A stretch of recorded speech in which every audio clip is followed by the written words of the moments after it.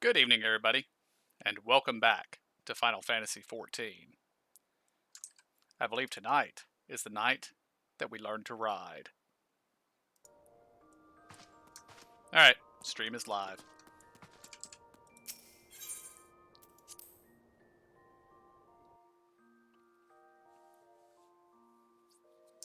And as I understand it, it does not matter what order we do this quest in.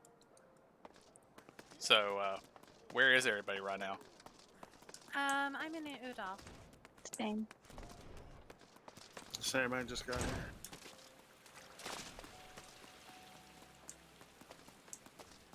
Dumping some stuff off to my retainer.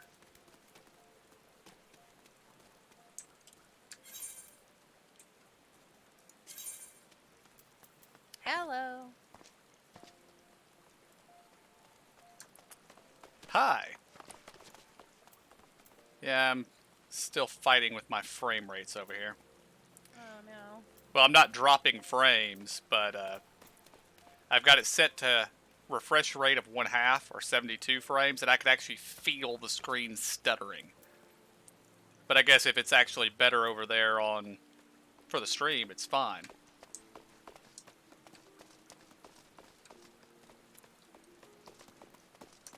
But no, it's actually says it's running at 15. That is not what we want.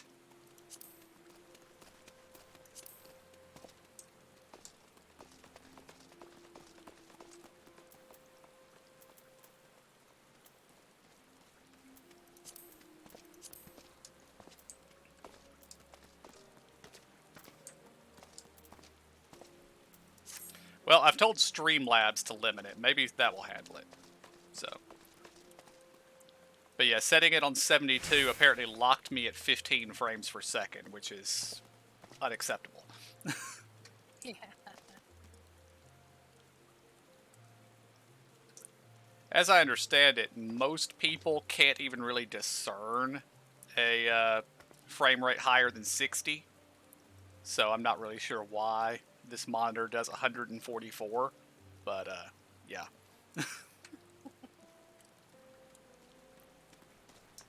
Of course, if this doesn't work, I can just tell my monitor to run in 60, and we'll see what happens. Oh, did you guys find the lift that I mentioned? Oh, I did not. I actually came out here to check my mail, I think it was, and noticed the icon. Oh, the green doors, right? Yep, instead of going through here, just go right here. Oh, nice. Alright, where are you at? What are you talking about? Oh, load screen, hold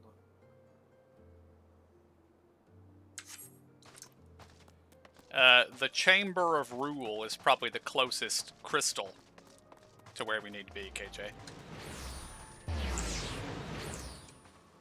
Are you still in Alda or in Lib South? We're in Ul'dah. Chamber of Crystal, you said? Chamber of Rule.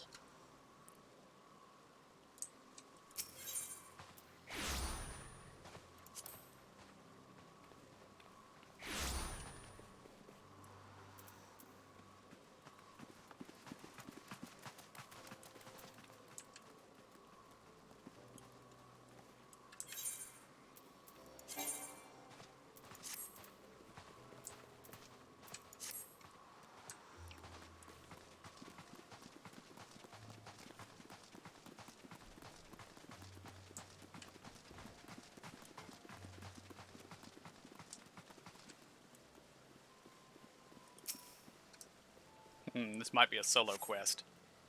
No, it's not kicking us out.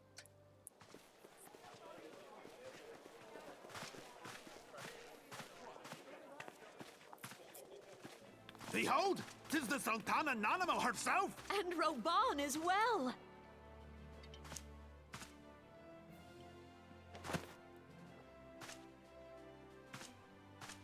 Hark, you souls of flame!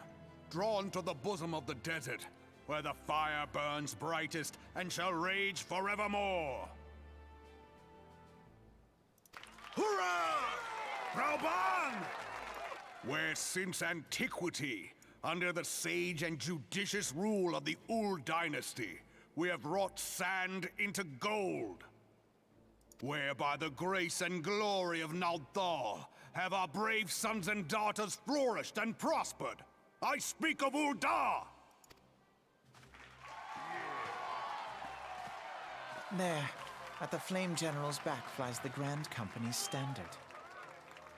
Note the sigil. The golden scales of order balance the jewel of prosperity with the flame of might.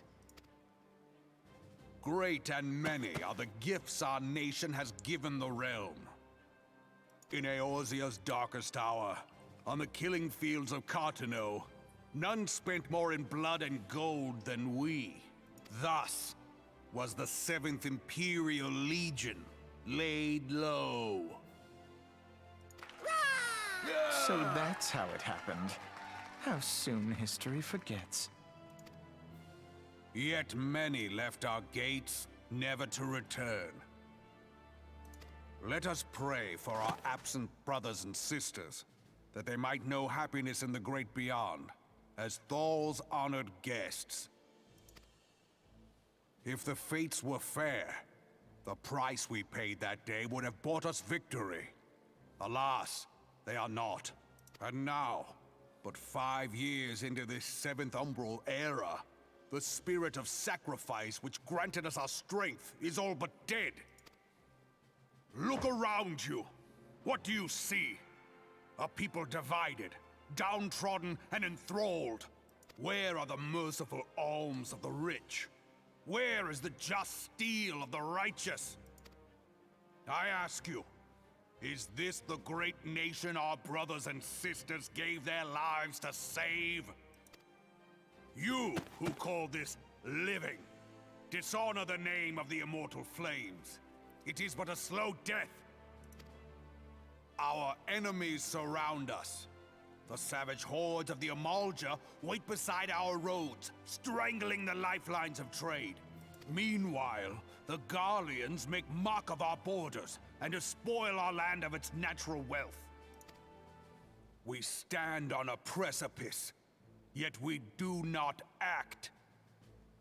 Whether trader or soldier, monetarist or royalist, all must recognize that a divided Ul'dah stands to fall. Victory and fortune walk hand in hand. Ye who seek glory and wealth, look not to what little you can snatch from your neighbor, but to the boundless wealth of the world beyond. Now is the time to unite. Now is the time to ride forth. In the name of the Sultana, I beseech you, line not your own coffers, but those of the immortal flames. Seek not to prosper from Ul'dah, but to restore her to prosperity. As the realm prospers, so shall Ul'dah. As Ul'dah prospers, so shall her people. Ya for Ul'dah! Together we are one.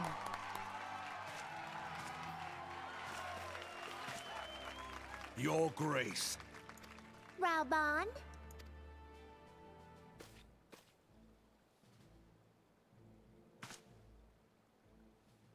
People of Ul'dah, I, Nanamo, 17th in the line of Ul, address you. Much has been made of the wealth of Ul'dah. Yet those who measured that wealth in coins and carats are gravely deceived. For the true wealth of Ul'dah lies in the health, happiness, and hopes of her people. Beloved subjects, I bid you raise aloft the torch of Ul'dah, that her flames might serve as a beacon for all Eorzea to see. Long live Nanamo! Glory to the Sultana! For victory and fortune, stride fearless into the Inferno, for we are, by fire, reborn!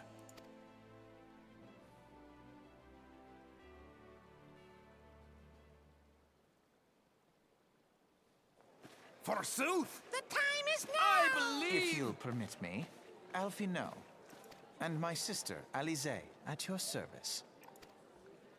I saw at a glance that you were a fellow traveler.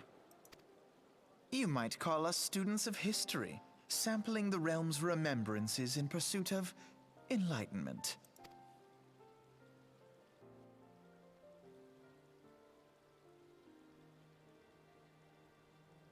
The Ildans have a long history of conflict with the Amal-Jah, the beast tribe that worships the primal Ifrit.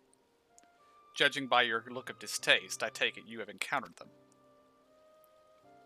The Ildans do not shy from confrontation. If aught threatens their precious prosperity, they will seek to crush it. So have they dealt with the Ifrit thus far, smothering his flames each time he is stoked to life. Yet he is but one of several problems. Though they have been quiet these past 5 years, the Garleans have not gone away. Meanwhile, refugees continue to arrive in droves, and Ul'dah has no clear policy on how to deal with them. After all, not even the Sultanate's coffers are bottomless, and even assuming they had the coin, the resources will ever be finite. Which brings me back to the subject of Ifrit. It has been observed that the Amal-Jah are summoning him with ever-increasing frequency. Every time they do so, the Ildans send their forces to smite the primal, and though they irrevocably succeed, each victory is bought with blood. It is a war of attrition which they cannot well sustain. Small wonder, then, that the Immortal Flames are eager to recruit more members. At such a desperate hour, an adventurer of your experience would be most welcome addition to their ranks. For their sake, I hope the Flame General's words struck a chord with you.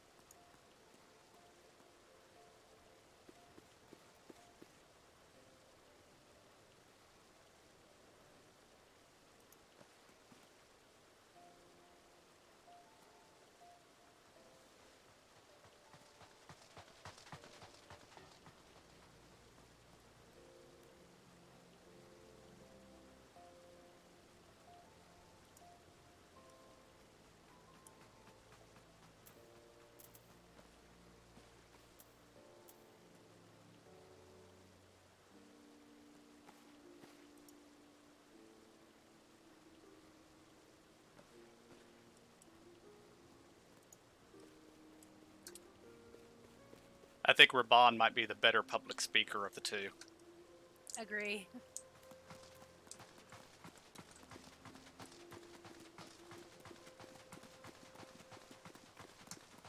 Alright, and I guess we're headed for Limsa or Gridania next.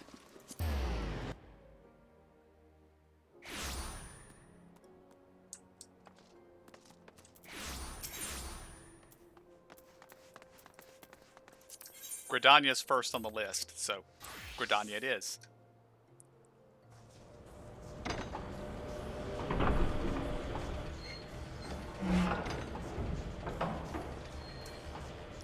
And right now, my stream is confusing me. I have an alert telling me I'm dropping frames, but my dropped frame counter says 0%. So, I don't know what's going on.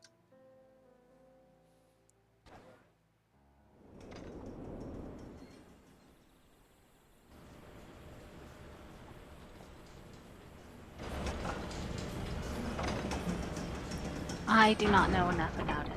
So. I've talked to some of the other guys on the stream team that stream this game, but I'm thinking they don't have the monitor with the massive refresh rate that this thing has. And I think that might be the problem. Or did you guys fly here instead of, yes? Yes, we flew. Alright.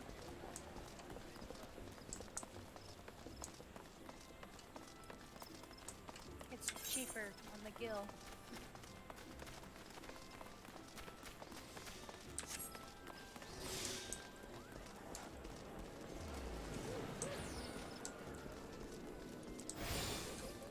Well, I don't know what this quest is. This is the thing I think they'll be talking, isn't it? No, this is a level 29 quest. Oh well, might I'm as not well. high enough. Alright. We'll come back to it, Zora. Okay.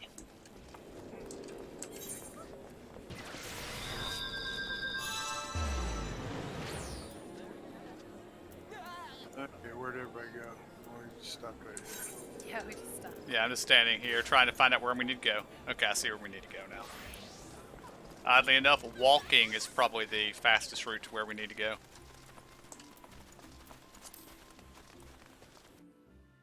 To the garden or the stage.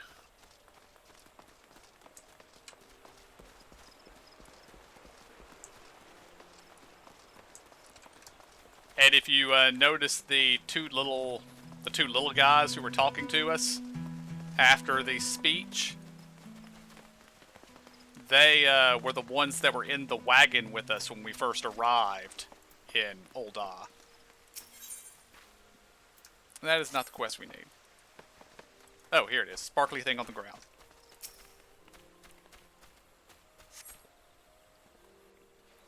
Do you know what food buffs you need?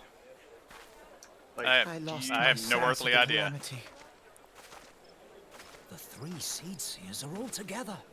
Some say you couldn't take a step without stumbling over a body.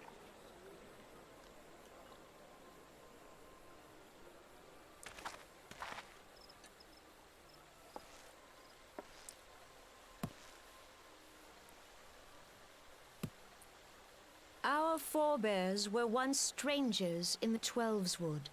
Fearful of the Green Wrath, they hid themselves in the dark recesses of the earth.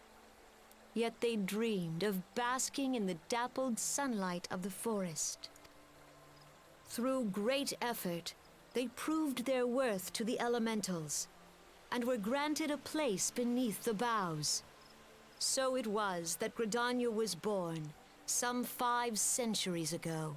Working hand in hand, the Hyur and the Elysian settlers sowed the seeds of our civilization, and soon they were joined by folk of all races. So nourished by the waters of unity, and blessed by the light of the matron, Gridania flourished into the great nation it is today. Do you see the Gridanian standard? There, hanging behind the Elder Seed Seer. The entwined serpents represent the unity between Hyur and Elysian. An elegant symbol, do you not agree?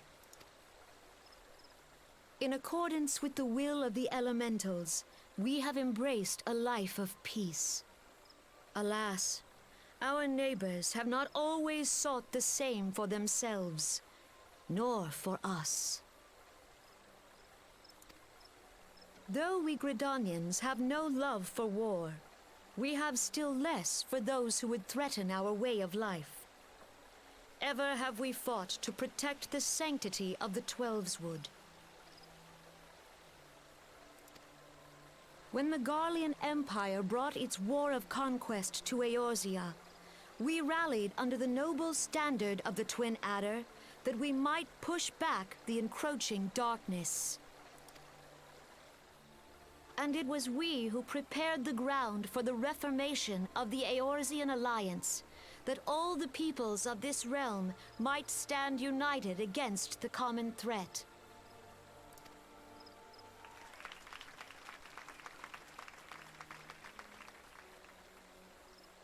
"5 years ago, the Alliance met the armies of the Empire upon the fields of Cartano.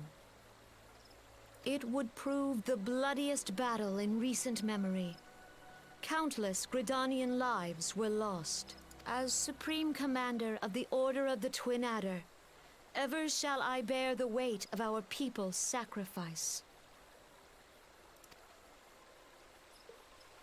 Alas, their loss was not the only tragedy to befall us that day, for soon came the calamity.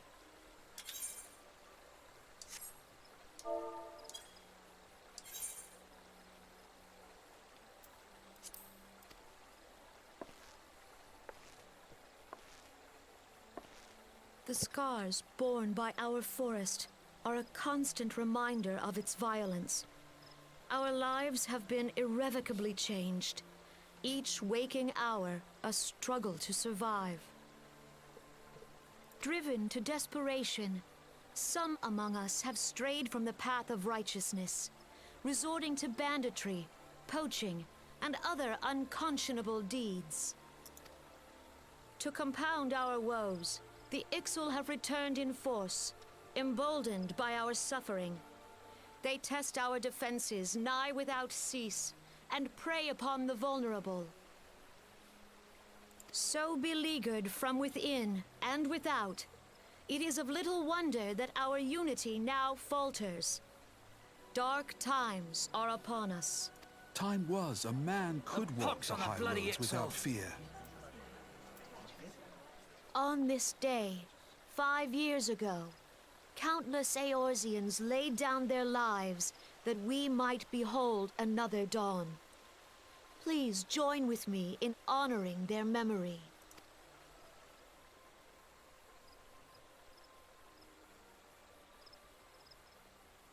And how do you propose to honor the memory of those you cannot remember, pray tell?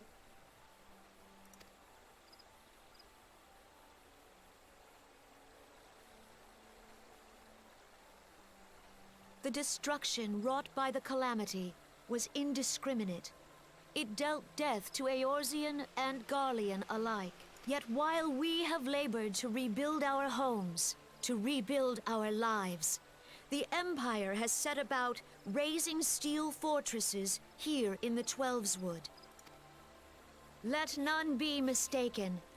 The Garleans remain the greatest threat to our survival. If we are to stand against them, we must remember what it is to be united. Our many troubles blind us to the woes of our fellow man. Thence is harmony lost. Yet harmony is the founding principle of Gridania. We are gathered here to honor the fallen. Let them be honored not only in word and thought, but through concerted action. I bid you join hands with me once more beneath the Twin Adder standard. And together, let us heal the forest's wounds, that our progeny might live in harmony beneath these ancient boughs. For serenity, purity, and sanctity. We must think of the children! Woods will be done. It's up to us to protect the forest. All the elementals!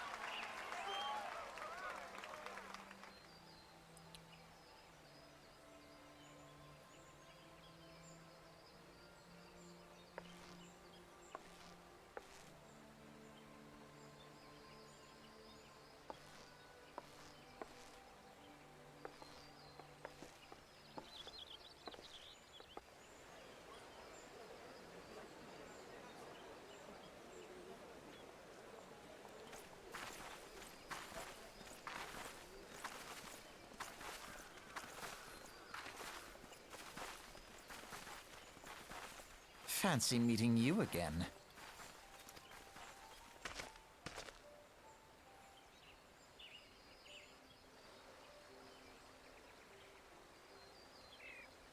The Gridanians are unfortunate enough to have to contend with 2 beast tribes. The Ixal are unquestionably the more troublesome, being of naturally warlike disposition and wont to summon their bloodthirsty primal Garuda. The Sylphs, by contrast, are peaceful in nature, being mischievous rather than malevolent, and have long been on friendly terms with the Gridanians, until recently at least. Alas, they have grown aloof, and a change observed at roughly the time they summoned the primal Ramoth. The The Gridanians have no love for war, and they consider open conflict a last resort. Though they clash with the Ixal ever more regularly, you may be assured that they do so in self-defense. As for the Sylphs, they are as yet bound by a peace treaty, though one wonders how long it will be before it is broken. The Twelves Wood was grievously wounded during the calamity, leaving Gridania vulnerable to attack. The people are hopeful that restoring the wood, and thereby the power of the elementals, will put an end to their woes. Yet how long will that take? Centuries, I'd wager. Meanwhile, the Ixal will continue their incursions, spurred on by Garuda and her insatiable appetite for destruction. Whether the Gridanians like it or not, sooner or later it will come to an all-out war, and when it does, the Order of the Twin Adder will need all the help it can muster. How valuable might the aid of a capable adventurer prove to them, then?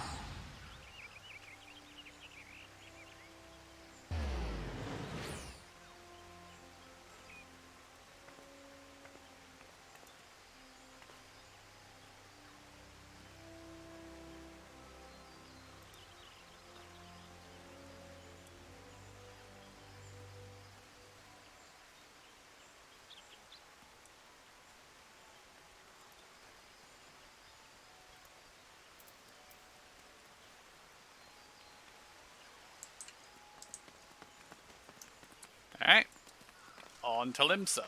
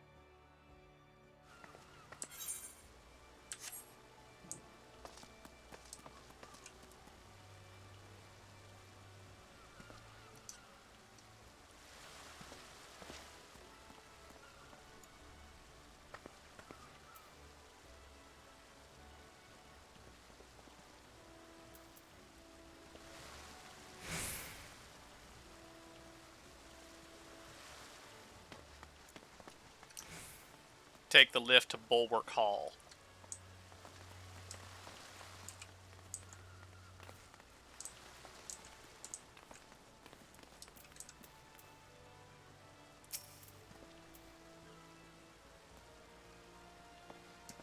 Here to attend the remembrance service? Be quick, the Admiral is due to give her address at any moment.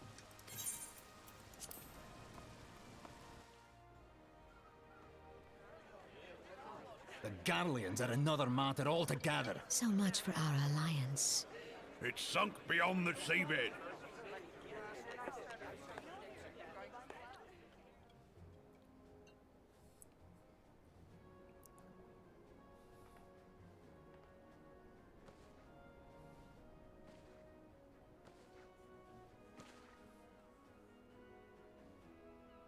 Brothers and sisters of the sea, hearken unto me. Look upon this, our mighty crimson standard, and tell me your hearts do not swell with pride. Yeah.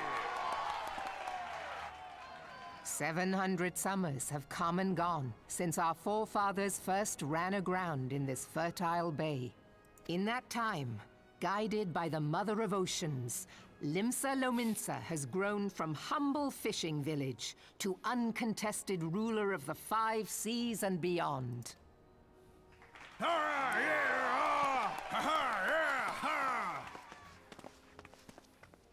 Did you look as the Admiral bid you? It is a rather stirring standard, I must say. The crimson field is meant to signify the blood of fallen crewmates, while the black longship represents a pirate vessel. When the Garlean Empire marched upon Eorzea, we assembled beneath the Maelstrom Standard, and our grand company was reborn. All answered the call, from the Knights of the Barracuda to Hilthier's bloody executioners, and together we met our would-be conquerors upon the field of Cartano. That day, the world bore witness to the united strength of Limsa Lominsa. I swear to you, no army ever fought harder or with more courage, yet many of ours did not survive. Join me now in remembering those who fought in the name of freedom and fell. May their souls be returned to the sea.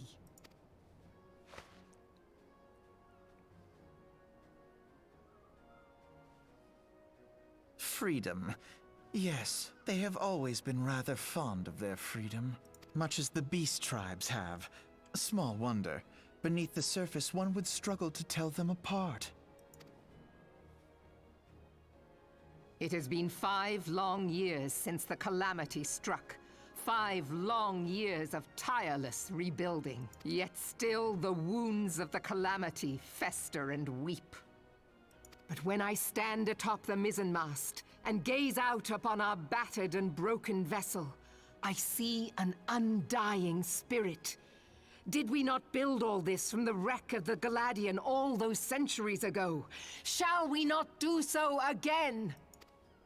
Yet there are those who would see this ship of ours sink beneath the waves of the restless Rotano. The Sahagin creep ashore seeking blood for their accursed god. Those fishback The Sahagin have risen? While the mines of Ogomoro spew forth kobolds who push ever south, despoiling our lands as they go. These savage beast tribes will be the first waves to crash against our creaking hull. And behind them swells the grim tide of the Garlean Empire. Even now the Curs fly their flags within our borders. Doubt not, but that they will be upon us ere long. We are well nigh surrounded. Yet there are those among us who would rather turn their swords against their crewmates than our cannons against our foes. How can we hope to repel our many enemies when mutiny breeds below deck? There is but one course left to us, one bearing that will bring us victory over the beast hordes and the Empire both, and see this ship safe to port. We must mend the rift the calamity has reopened twixt pirate and maelstrom, and stand fast with our adventurer brothers against the coming tempest. Mark ye well, a crew without unity is no crew at all. 'Tis but a mass of drowned men. To me, then, brothers and sisters of the sea, gather beneath the undying crimson standard and pledge me your strength, your skill, your wisdom.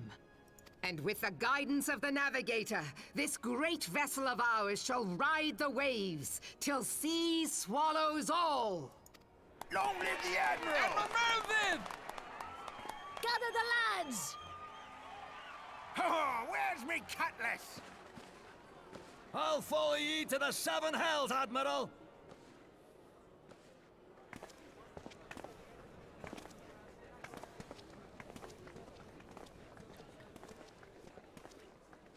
Fancy meeting you again.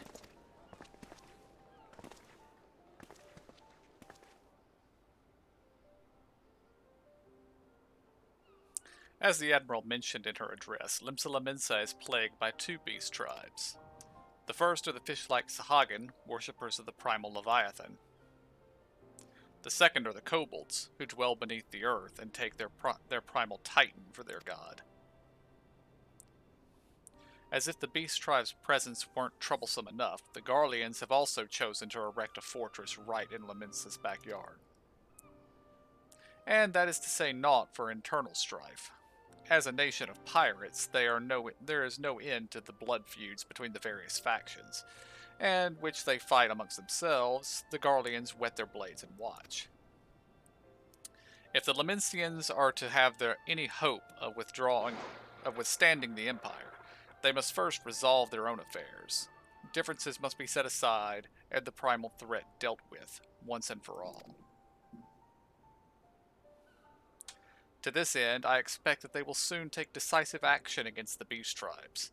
Mark my words, the Maelstrom standard will be drenched a deeper shade of crimson ere long. That a capable adventurer like you would be a valuable addition to their crew is beyond question.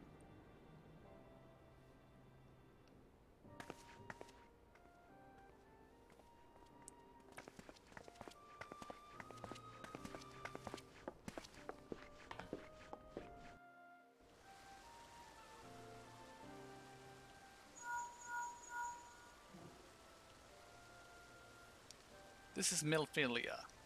You are well, I hope. Would I be correct in thinking that the final remembrance service is now concluded? A moment ago, you say. What a coincidence.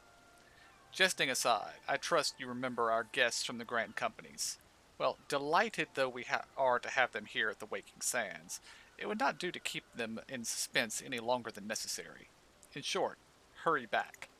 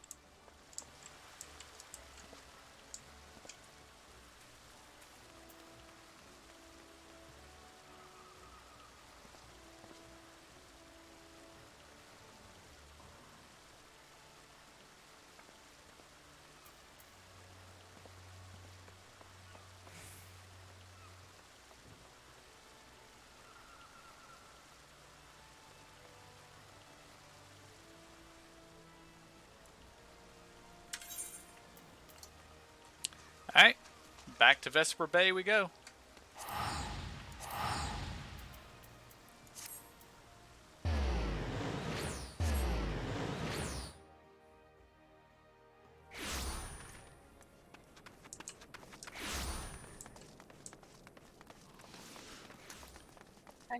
I shall be sad when the tickets are gone. Indeed. I mean, Horizon's not terribly far from here, but yeah. And do y'all know which one you guys want to join? I think so. I am sort of presuming that the outfits the people standing beside the leaders are what the outfits are. I didn't look it up. Possibly. So Yeah, I'm not sure either. So I'm probably going to do Gridon. Alright.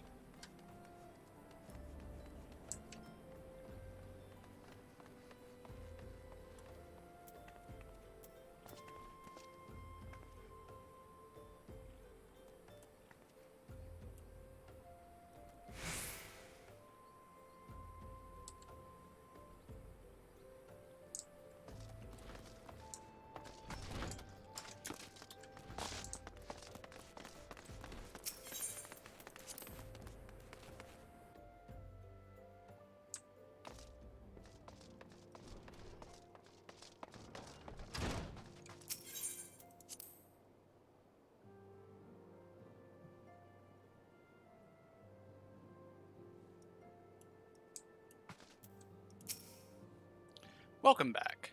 Were the Grand Company leader's words as illuminating as you had hoped? Aye, each nation is beset with problems. I trust you see now why your services are in such demand. Would that there were more of you.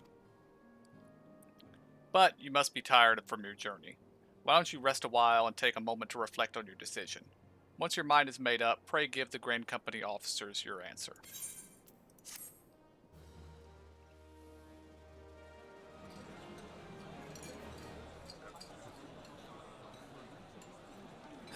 The gods only know what grand company our adventurer friend will keep. The Well, then wheels as of a change flame are in officer, motion regardless. What was that, KJ? Old Nan is flames. Yes. Old Da, sorry. Yes. Brother, are you certain this course is best? Whatever do you mean, dear sister? The so-called remembrance ceremonies were little more than standard waving rallies, as though the Calamity and Seventh Umbral era warranted scarcely a mention. Well, of course they were standard waving rallies. Since you are so observant, mayhap you noticed what mention was made of the Warriors of Light? None. I suppose they must have forgotten the heroes who spared Eorzea a fate worse than the Calamity? No, dear Alize, they haven't forgotten these details. They have elected to omit them. Deep are the wounds the Calamity inflicted upon Eorzea. So deep, in fact, that the realm still bleeds. Needless to say, the beast tribes and their primals do little to alleviate the pain. So, the task of salving Eorzea's wounds falls to the scions of the Seventh Dawn, with a little help from our friends, the Grand Companies. Remembrance will yield no remedy. If our world is to heal, we must put the horrors of the Calamity behind us. Our grandfather would never entrust the fate of the realm to despots who rewrite history to their convenience.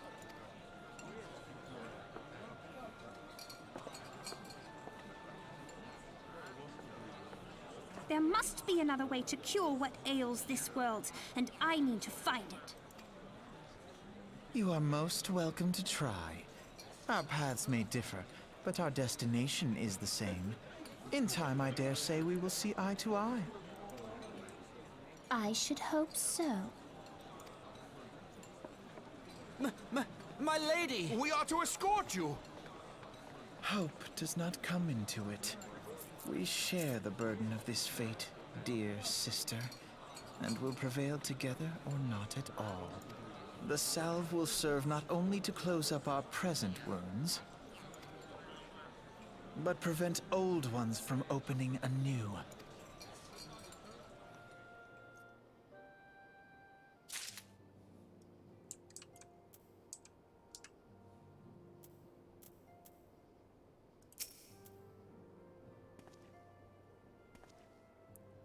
Welcome back, adventurer. I take it General Raban's word kindled a fire within you? Excellent. I fear that the incident with the traitor may have soured your opinion of us. It gladdens me that this isn't the case. But before we can count you as one of our own, you must be formally inducted into our ranks. Please proceed to the Hall of Flames and identify yourself to the personnel officer. I will notify him of your coming. With your strength joined to ours, we shall surely prevail over our enemies, be they beastmen or Imperials.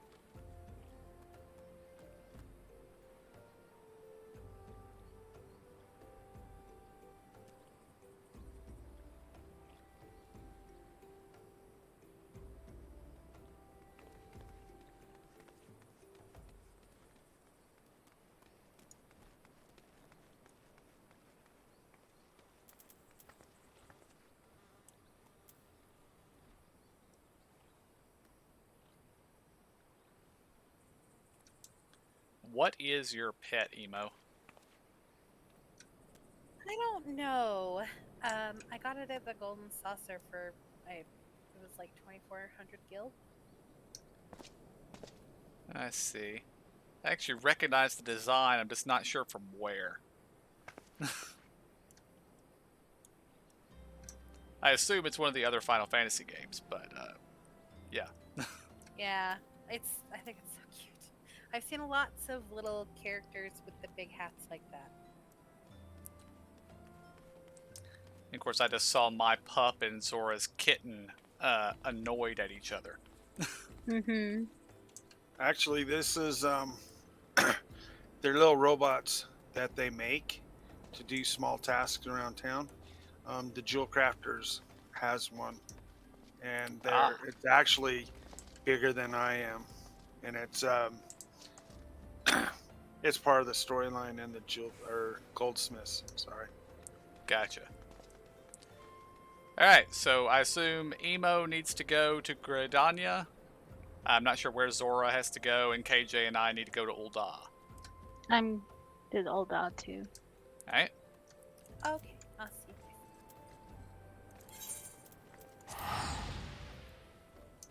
And be on the lookout in your hall when you get there.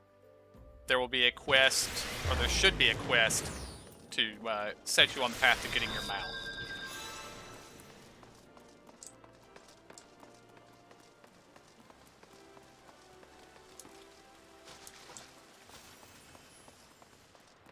Oh, I went to the wrong place. I followed email.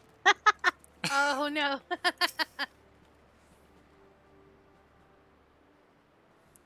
What brings you to the Hall of Flames this day, adventurer? Wait, where are we supposed to go? Ul'dah. Yeah, but oh, here we are. One more.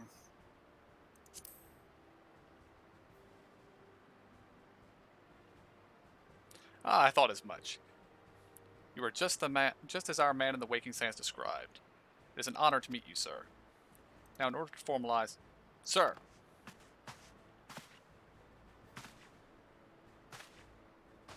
Speak, Private. Imperials, sir. They've fired on the Highwind Skyway ship. Scouts say she's coming down to the west, near Horizon's edge. Bloody hells, of all the time for this to happen. There's no time for formalities. The Immortal Flames need your help now. We're in the midst of a large-scale operation against the Amljah, and we have no one to spare in Western Thanalan.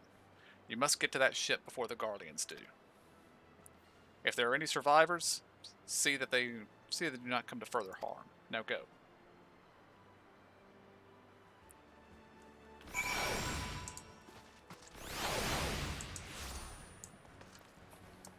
Alright, looks like we might need to do this quest first. I'm not seeing anything here at the moment.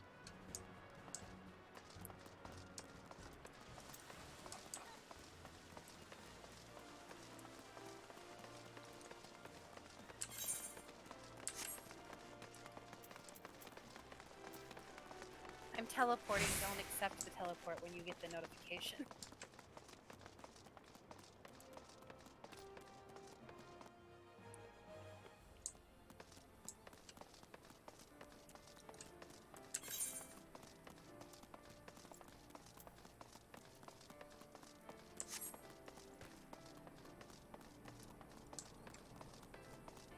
So are they saying the ship got shot down or what? Yep. Over by Horizon. Oh, did you teleport to Horizon then? I'm running. The teleport's probably from me. No, I didn't receive any teleport. Oh, okay. If you teleport to Horizon, you'll probably get there around the same time I do. Okay. Sounds like it's the same storyline, only different whatevers. Yeah. And chances are this is going to be instanced anyway, so we'll be fighting our own fight each time. We might end up having to break the party too, so I don't know yet. We'll see.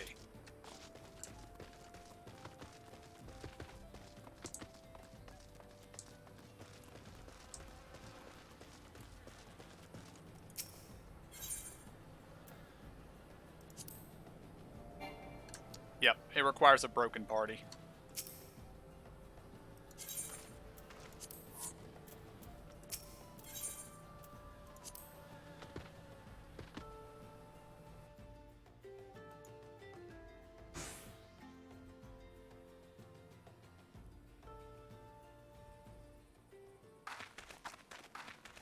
You do over here. Huh? Giver's over here.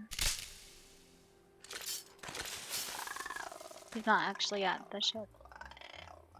I ran into the ship and then it started me on a thing. Oh. Cutscene. An adventurer? What are you doing here? No, wait. Let's find some cover first.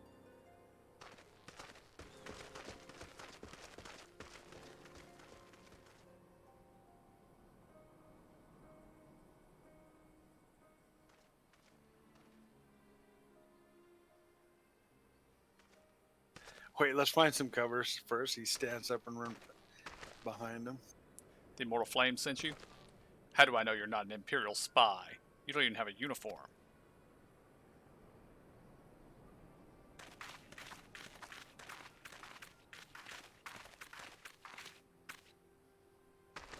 Are you alright, sir? Our scouts reported the attack on your craft. We've come to rescue you. Glad to have you with us.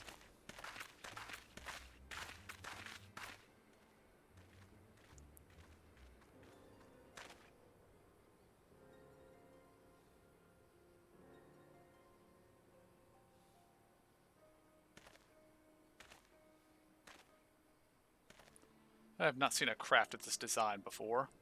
The trader Garland has been busy. The secrets of Magitech are ours by right. They are not to be squandered upon the savages of this land.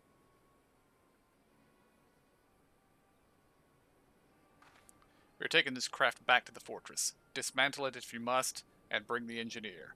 Someone must pay for Garland's crimes.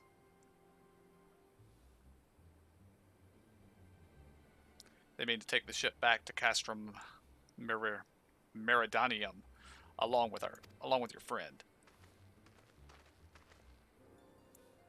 Wedge, you have to help me, or you have to help him.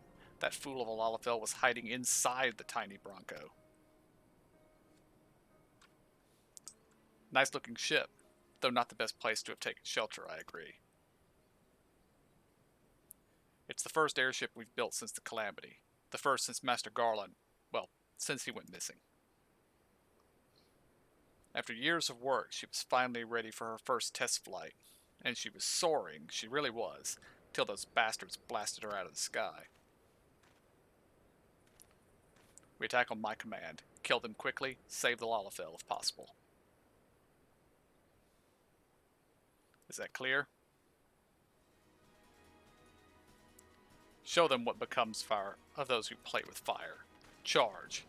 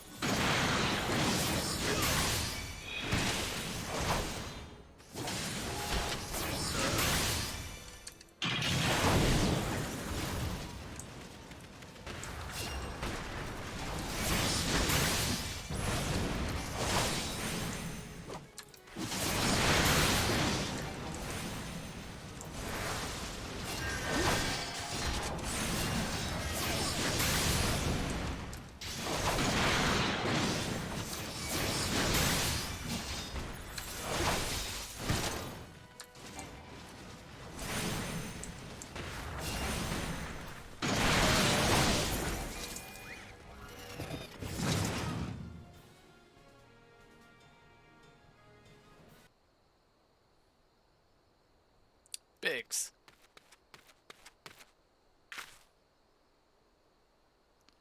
Wedge, you shouldn't have stayed on the ship. That was a close one. Too damn close. So how's she look anyway? The auxiliary propeller is a dead loss, but I think we can wring enough thrust out of the main propeller to get us airborne. A few minor modifications and we should be able to fly the tiny Bronco home. The Imperials will come looking for their scouts, but we can defend this position until the engineers leave. You should go. You still have unfinished business to attend to at the Hall of Flames. You're not quite one of us yet, though anyone who'd seen you in action today would be forgiven for thinking otherwise. Want to say I'm sorry, for calling you an Imperial spy and all that. Got that one wrong, didn't I? Seriously though, if it hadn't been for you and the Immortal Flame lads there, we'd be chained up in a dungeon by now. I'm in your debt, friend. We both are. Wedge? Thank you. We're very grateful.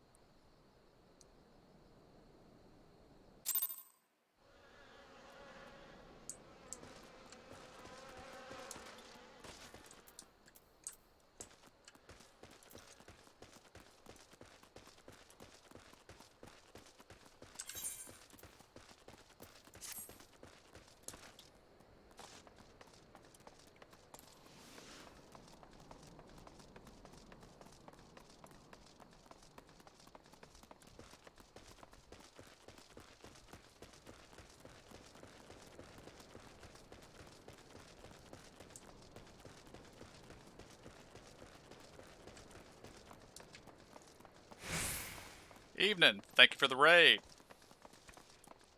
How was your stream tonight?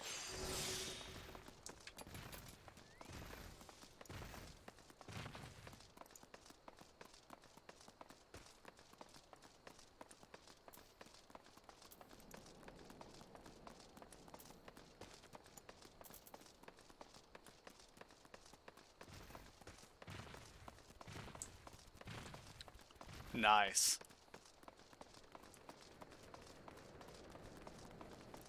We are just doing our Grand Company introductions.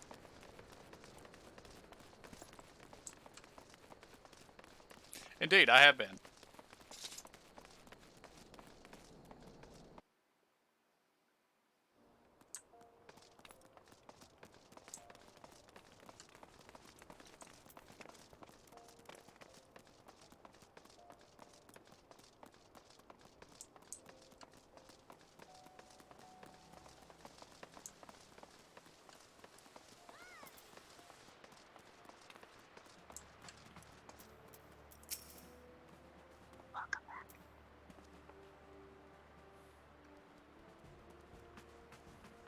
Welcome back.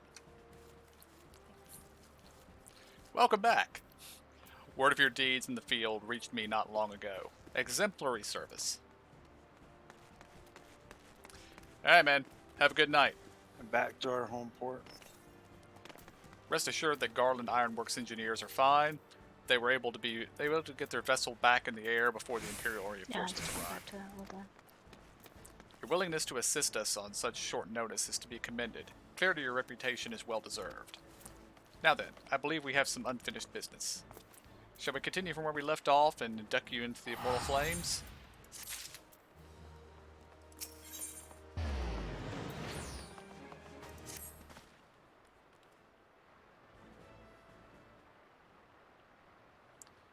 Are you ready? Then let us begin.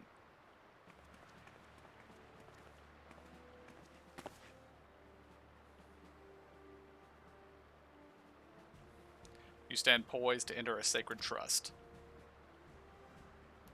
The flames of Ul'dah burn bright, casting light where there is dark, and purging evil wheresoever it lurks. We are ever ready to meet the nation's enemies in battle, be they beastmen, Garleans, or worse. And at a word from the Flame General Raban, we would gladly lay down our lives to maintain the peace and prosperity of Ul'dah. To join our ranks, you must forsake all other nations. Only then may you commit yourself to the fire and be reborn as an immortal flame. Burn as one of us, and together we shall chase the darkness from Ul'dah. Will you swear an oath to mark this occasion?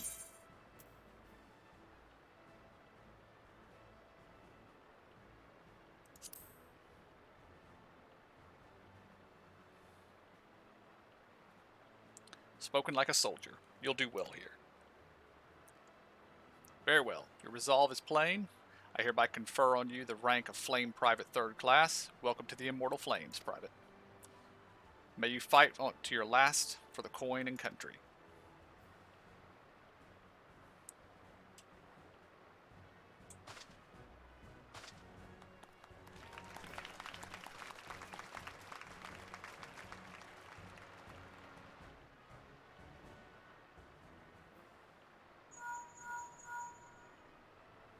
Pick up the new quest, I assume. Can you hear me? This is Minfilia. Probably. I'm probably already most of the way through the chat at the beginning of it. Okay. An officer of the Immortal Flames contacted me with news of your enlistment. My congratulations. I have no doubt that you are eager to make the acquaintance of your new comrades, but I would ask that you pay a visit to your old ones first. Remember, though you are now a Flame of Ul'dah, you are no less a scion. Pray return to the Waking Sands at your earliest convenience. There are some friends here whom I would very much like for you to meet. We shall be waiting. It seems your presence is required elsewhere. But before you leave, perhaps you could find a moment to speak with Commander Swift. He is not one to see new recruits go into the field unprepared.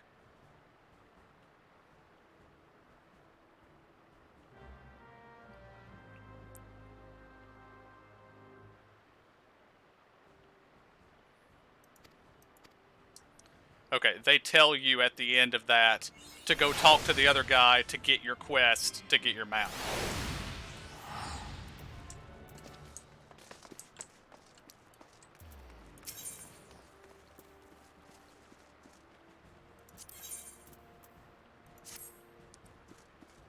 Private, a moment of your time, if you please.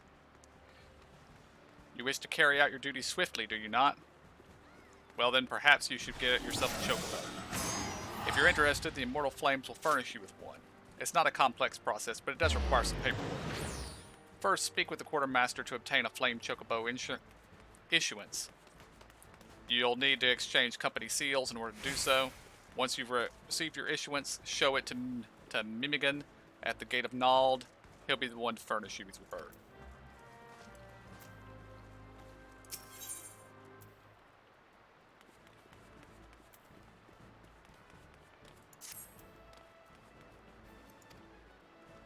Yes, I understand now what the Flame General saw in you.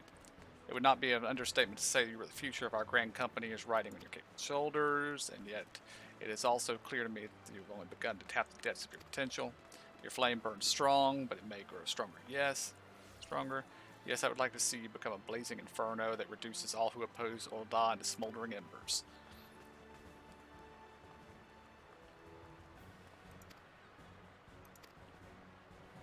The Wolf's Den is to be found at the shores. Okay. I don't know if that's a dungeon or what.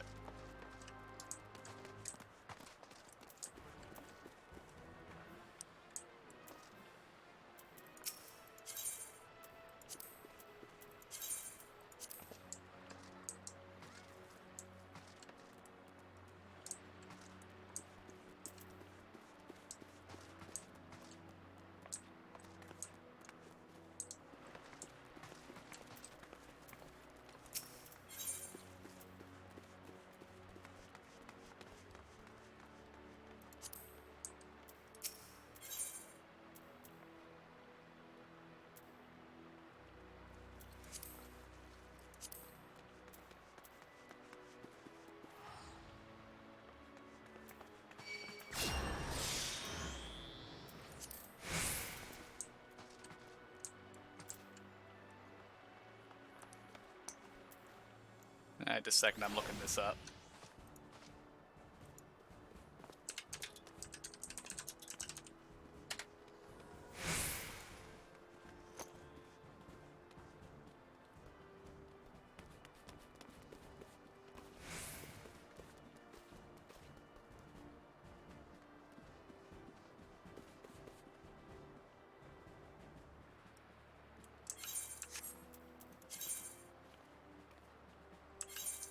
Alright, we're going to have to do a little bit of farming before we can get our mounts. We're just going to have to go out and do some fates.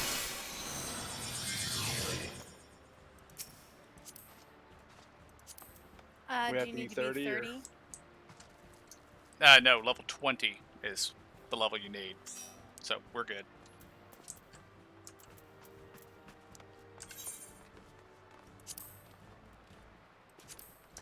You just have to be a member of one of the grand companies before you can get the seals that you that you need to buy Oh, buy got the you. thing.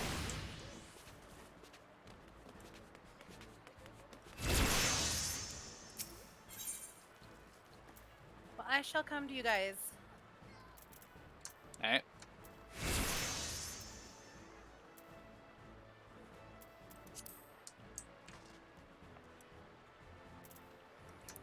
We will need 200 seals. I'm not sure how much that's going to require, but we'll see.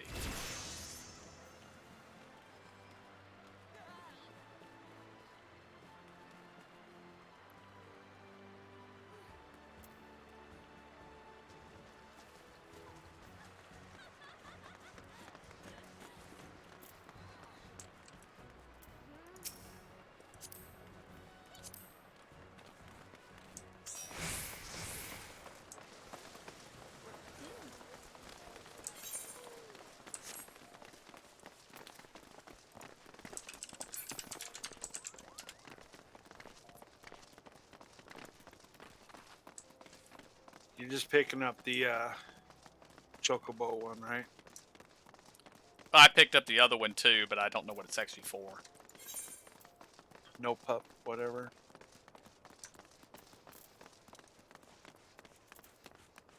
Yeah, I'm not sure what it is. Something about the Wolf's Den, which actually sounds like a dungeon to me, but I don't know. I'll check.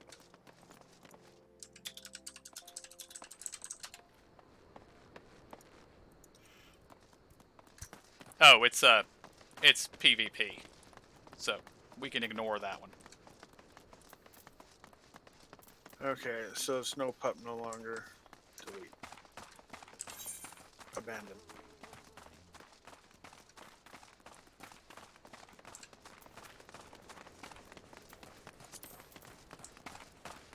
Alright, where did everybody take off to? I missed it. We're outside the main gates.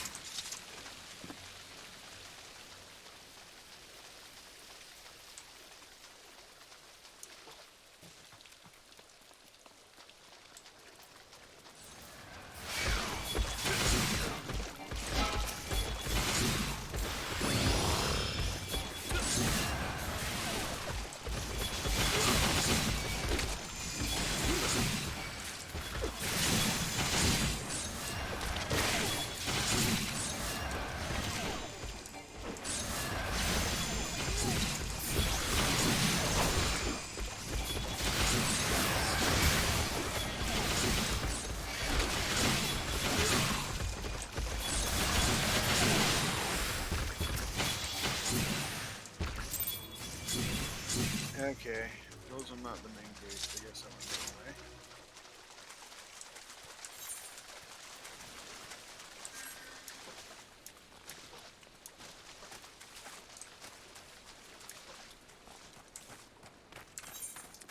We're heading towards Blackbrush Station right now.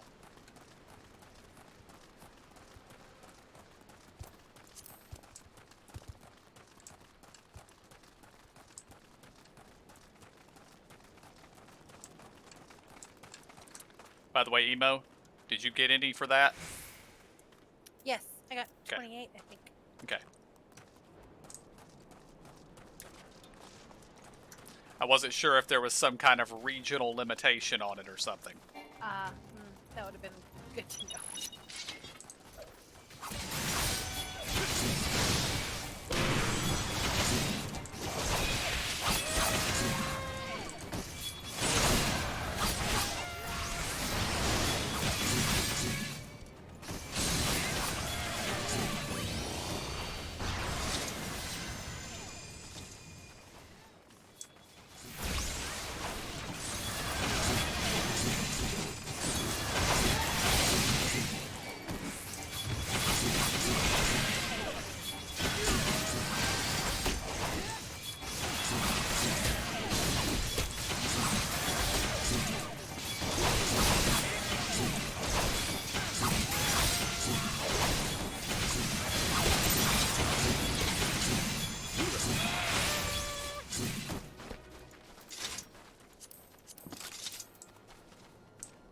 was we supposed to get?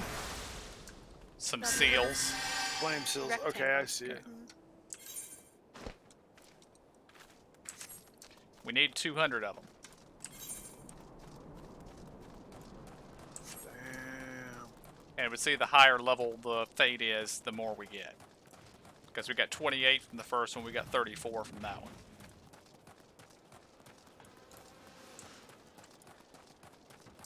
So we're already a quarter of the way there. And we've been working on this for like 5 minutes. So. I got Nice. 20. Oh, because you didn't make it in time for the first one. I barely made it in time for that second.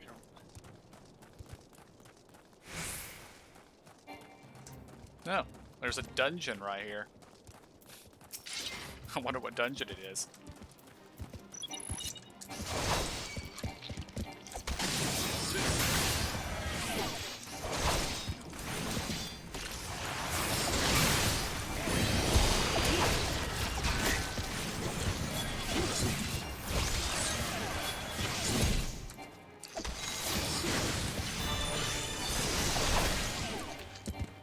Come on, oh, okay, my bad.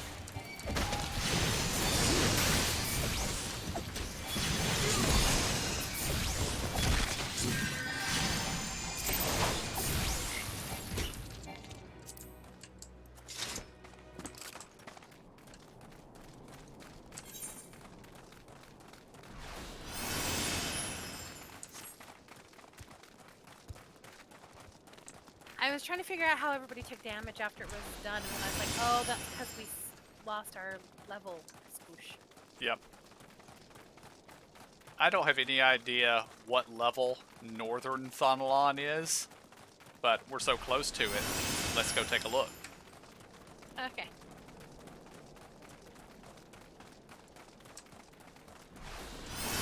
Okay, the tunnel is not the way. We have to go up the stairs.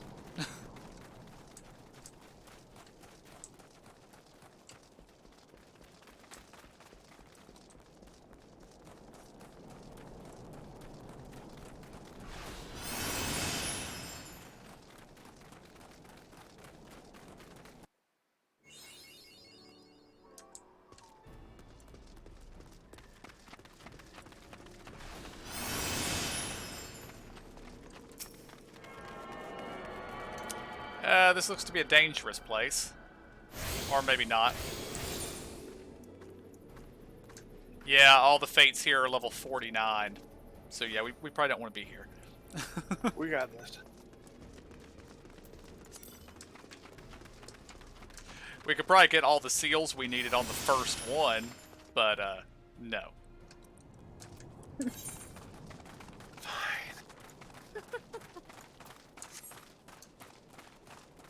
We'll head over toward Eastern Thonalon. That's a more decently leveled place.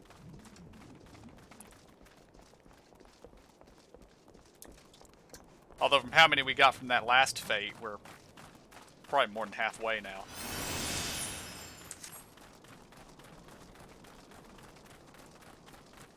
I'm almost halfway.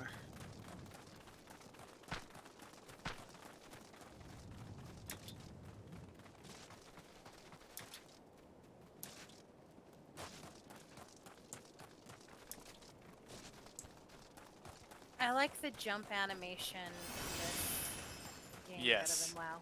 It's very springy. Very fun. I'm not too happy with the correct running style. I would be expecting my arms flapping behind my body. Naruto? Isn't it Naruto does that? A lot of them do it, right? Yeah, that is the Naruto run, though. That's what they call it. So.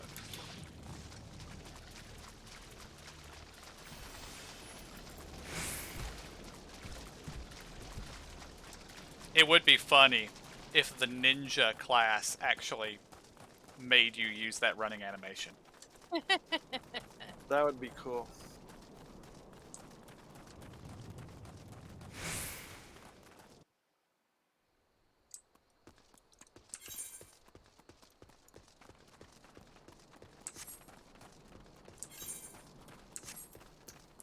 Yeah, we might not make it to this one in time, but I'm running straight towards it.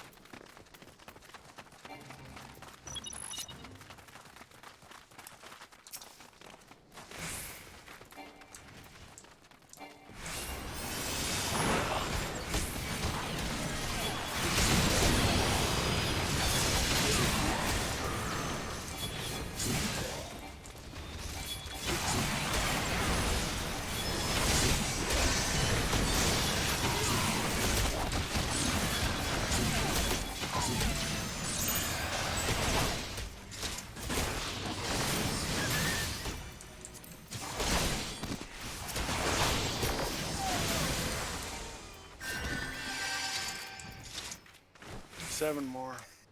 Woo! So I need one more fade.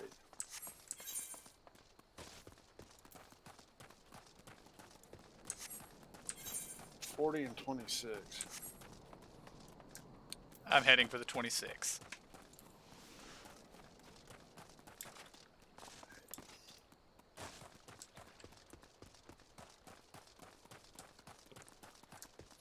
I do not know for sure, but I would imagine that this game has something similar to WoW, where the level difference, once it hits around 3 or 4 levels, it becomes you die now.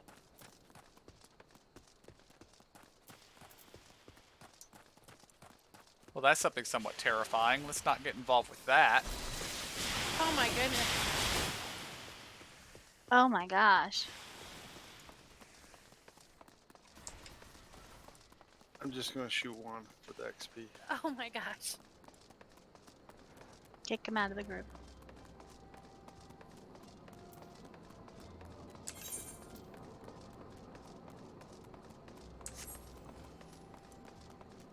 Oh, I was just outside of your thing.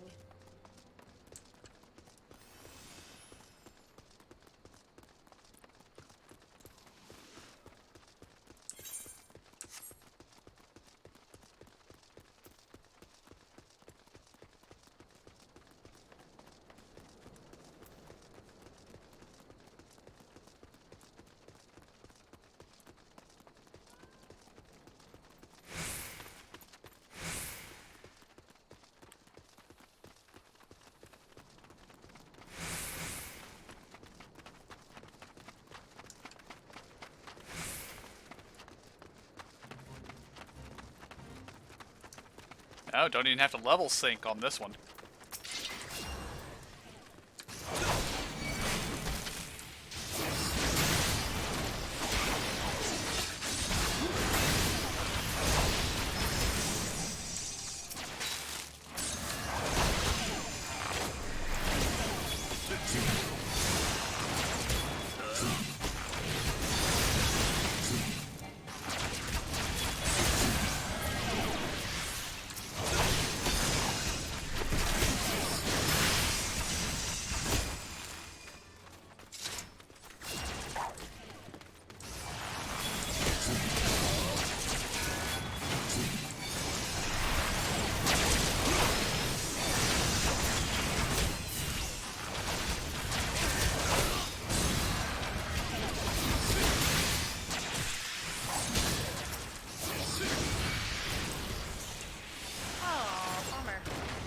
We still got a bunch of seals for it. Oh, wow, yeah.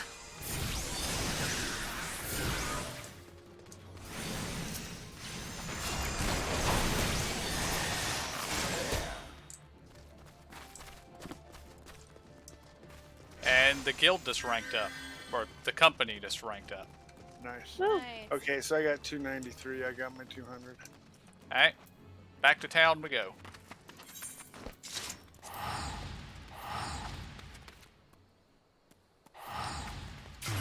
It is sold by your guild or your free company quartermaster under the third tab. I think it's materials. Oh, I took the wrong one again. Sorry.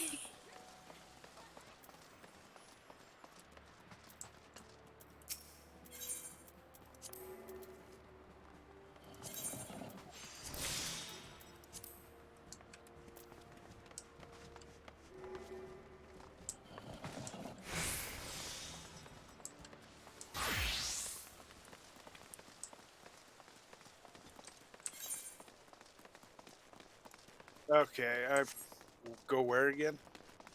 The Adventure Guild? No. Well, did you get your item? It's right here. It's at the flat. You're running the wrong way, KJ. It's here at the Hall of the Flames. You talk to the Flame Quartermaster.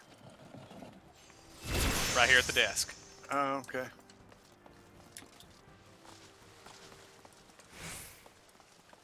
You're looking for the Flame Chocobo issuance.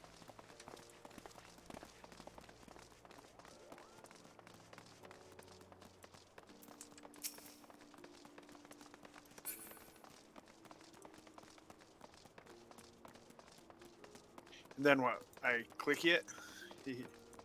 No, you go to the Chocobo Keeper guy. Once you buy it, you come over to the Chocobo guy who's over here by the main gate.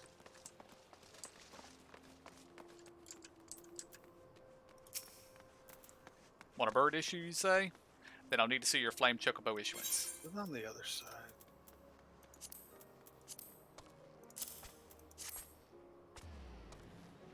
Did you show your tickets and get the insurance?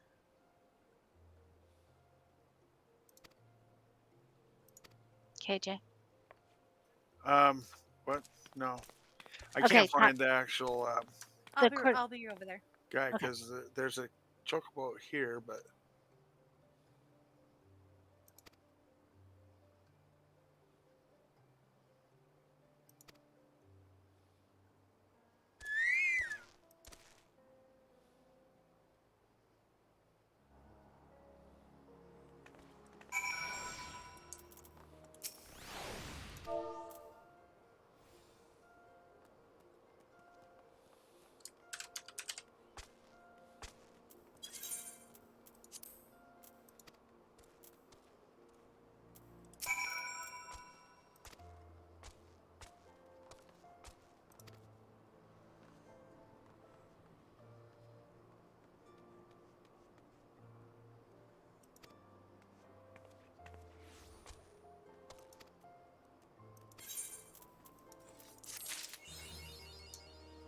It will be an actual quest giver, KJ. I see it now. Yeah, Zora and I are standing at him. Well, I looked for you guys before, but it's so much stuff showing up on here. It's crazy. I had to zoom in. So, did you get the insurance? The extended warranty? They'll call you if you don't get it. You know that, right? So you might as well just get it. We've been trying to reach you about your extended warranty. We get to name our guy. Yep. If I'd known that, I would have been thinking Pressure's about it on. already. This is the hard part.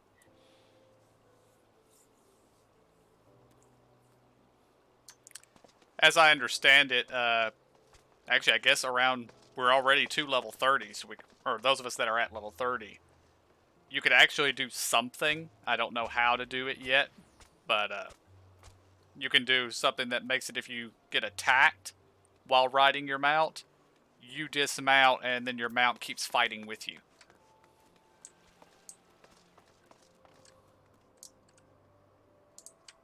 Basically acting like a combat pet. Although I think it only works with the chocobo. I'm not sure about any of the others.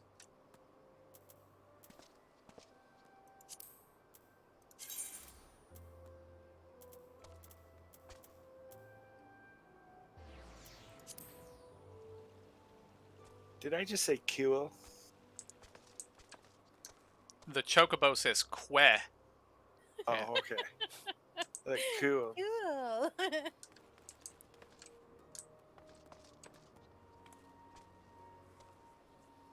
Oh, that's cool. Noel, sorry. I'm going to step outside and mount up.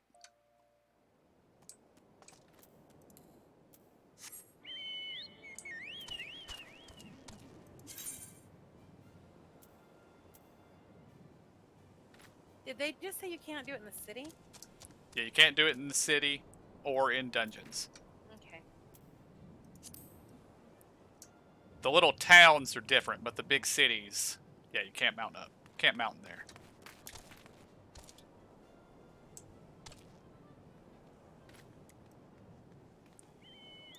Okay, where's it at?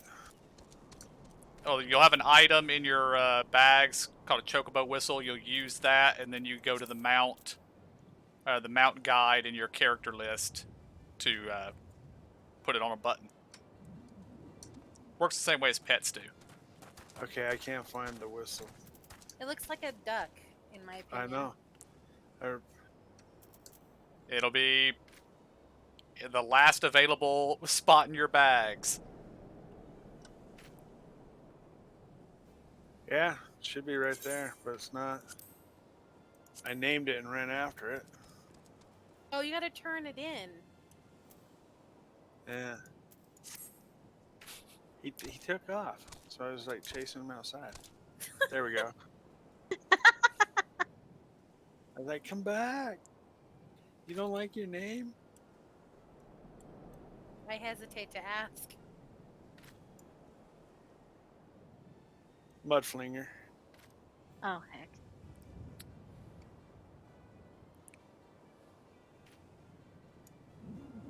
Oh, I like mine. Yay! I see the background music has had the chocobo theme added to it now.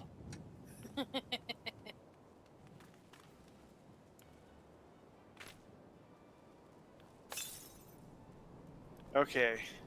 Just like you summon your pet is where again? Well, if you go to the place where you have your pets, it's the next option up on the list. It says Mount Guide instead of Minion Guide. I don't know where that's at though. Click your character button, KJ. Okay. Oh, minions, mount guide, got it. Character button. There we go. Aha. The music seems to like quiet down when you stop moving, and then as soon as you start moving, it like ramps up. I think it's hilarious, the different sizes. Indeed. Oh dang! Is KJ small? That's Yes. BS. Nice. Wait, where's Emo? In I will- Gridania. I will. I'll mount up because we need to go to what's her name now, right? Yep. So I guess meet you in Horizon. Sounds good. And you don't have to dismount when you teleport. Are we running all the way over there? It's just this way, just right over here. The teleport system has you spoiled, KJ.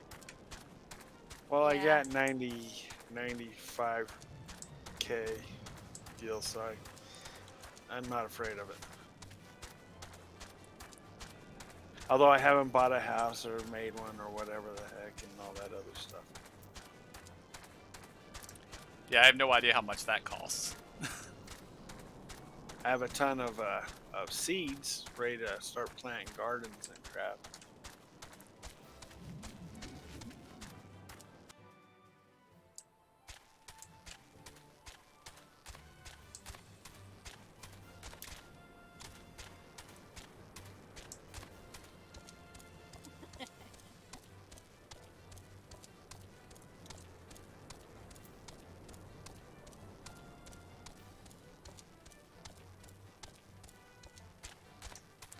And of course, there are a couple of quests to pick up somewhere in the leveling process that make our mounts faster, but I don't know what level they are. I'm just seeing something fly over us. Until then.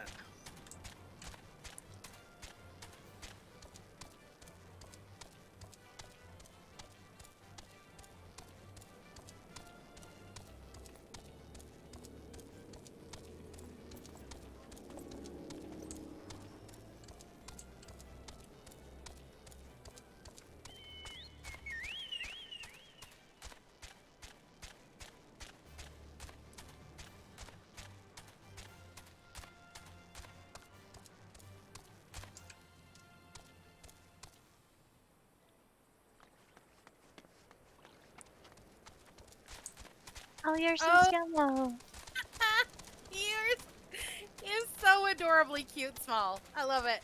I know, it's just baby. Ever. It's because I'm fast. Speedy Gonzalez. To the ground. The hot Cheetos the same size as you. Yeah. I guess we might as well do fates when we see them now.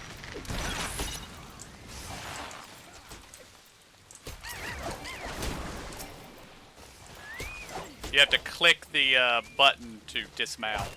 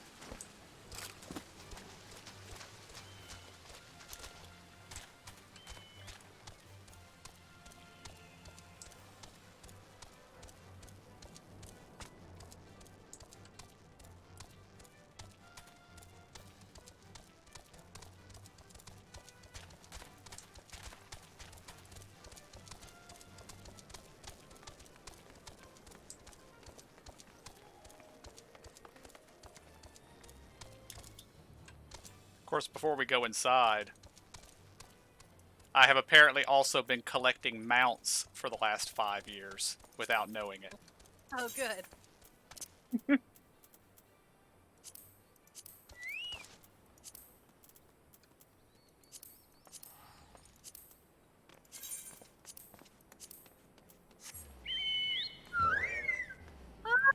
Oh my gosh. That is fantastic. Is that a piece of cabbage or a ball of cabbage? This is the fat chocobo. Oh, right now you can get a fat black one if you do stuff. Yeah, if you do stuff, you can earn that.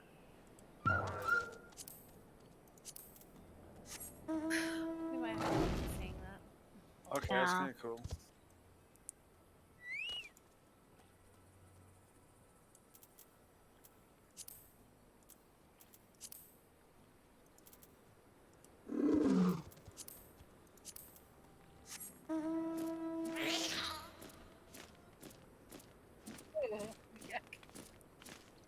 Yeah, that's pretty sinister No. looking. Yeah. I also like the way I'm sitting on it. The I true look mount of the very Zion. precarious. Yeah. A true mount of the Zion. Zion. Whatever these guys are. Ooh. Oh, I like Although I can't fly yet, even though apparently these are flying. A couple of these are flying mounts.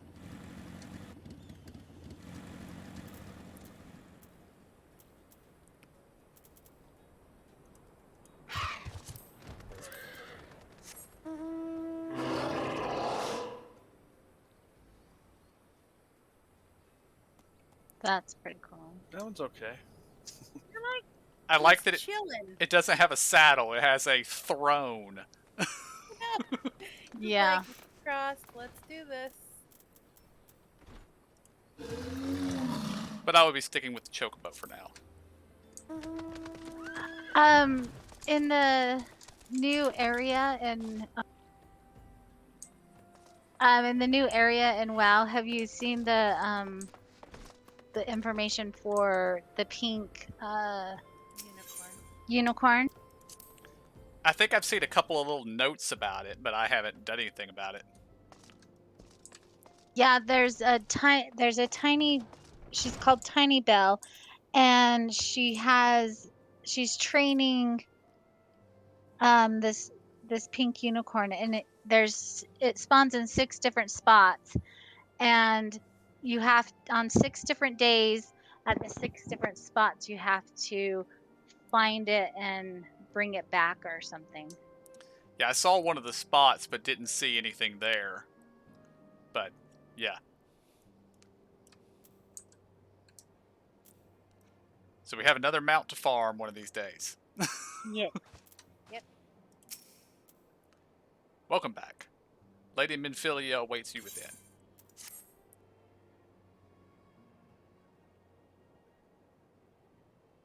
Welcome back. It seems you wasted no time putting your skills to work. How do I know? Why, the recruitment officer called to regale me with the tale of your heroics. The pride in his voice was palpable.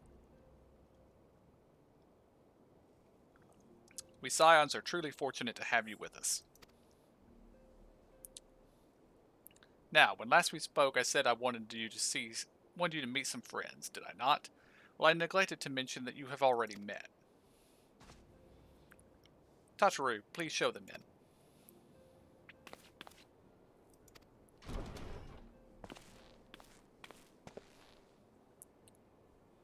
Thank you again for getting us out of that mess. We owe you our lives. But I don't think we've properly been introduced yet. I'm Biggs.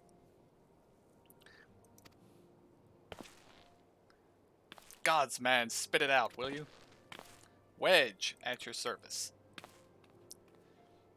I'm pleased to say that Biggs and Wedge will be staying with us for a while.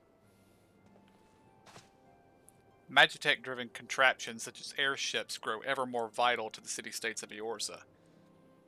As a neutral party, it was judged that the Scions should serve as keepers of this technology. Of course, for this we needed the knowledge of experts, and so we've requested the assistance of Garland Ironworks, who very kindly sent us 2 of their finest engineers. Our happy family continues to grow. On behalf of the Scions, I bid you welcome to the Waking Sands.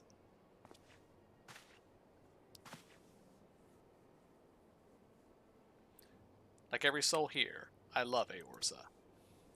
And I count myself blessed to have been given the chance to stand with you all and to fight for the future of this realm. Never have I known such fulfillment, such happiness.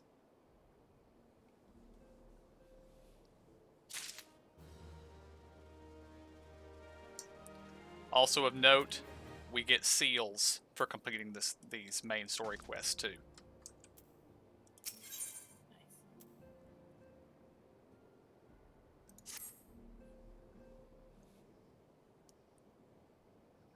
Now, having set aside the formalities, we have a favor to ask of you.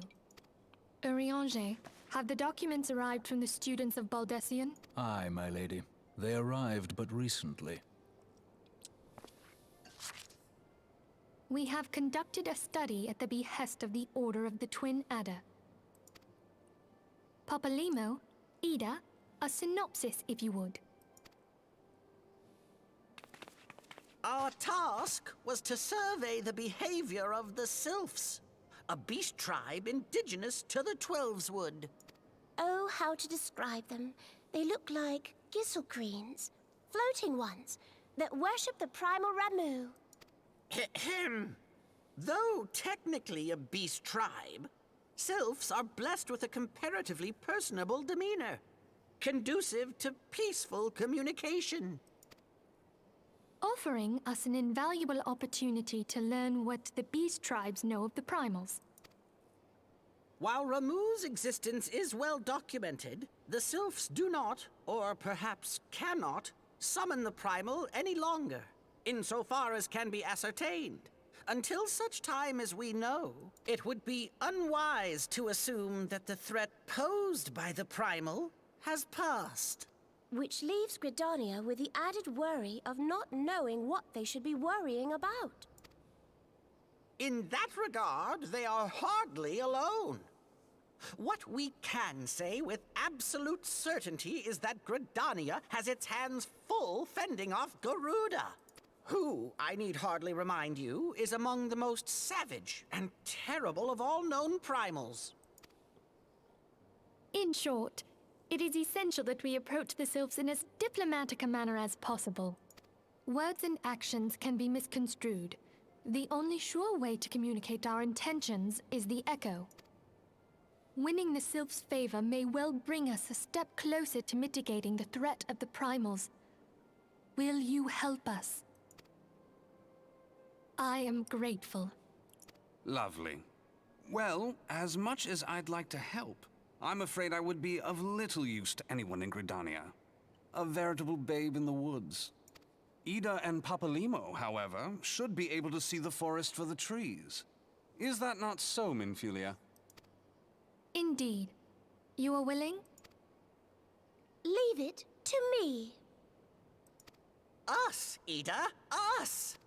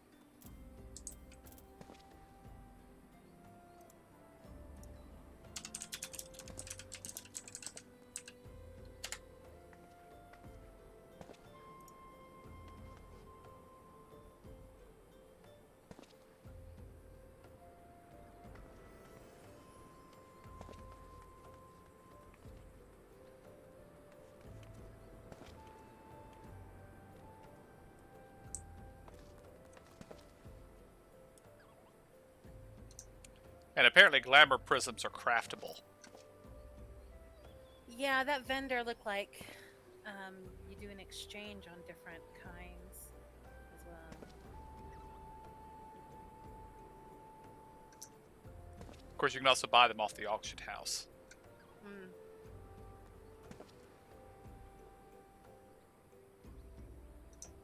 But of course, where they say you can craft them, it doesn't tell me what class crafts them. I was just going to ask, which class does that? 80th level goldsmithing.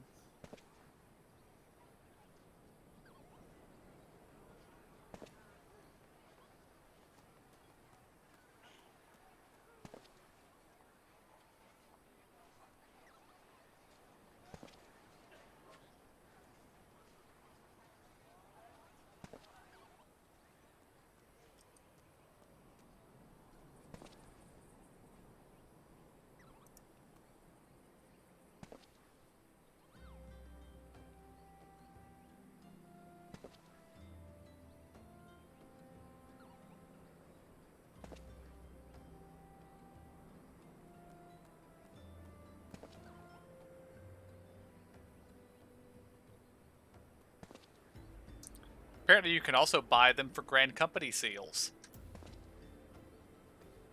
Nice.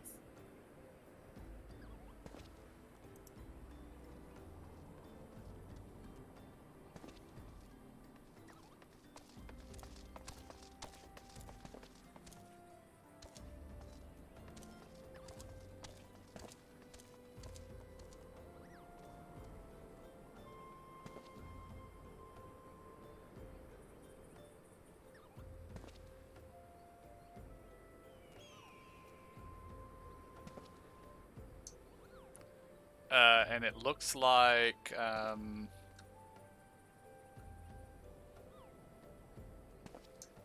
every every crafting class can make them. Level 15. Okay. It says alchemists, armorers, blacksmiths, carpenters, goldsmiths, leatherworkers, and weavers.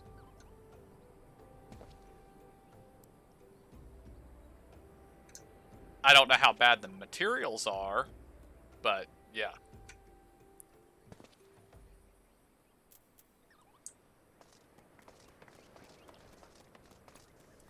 But it says that all of them can make it at 15. It's a level 15 recipe.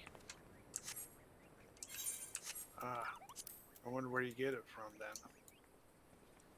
That I do not know. Because I got a couple that have passed 15 and I haven't found that yet.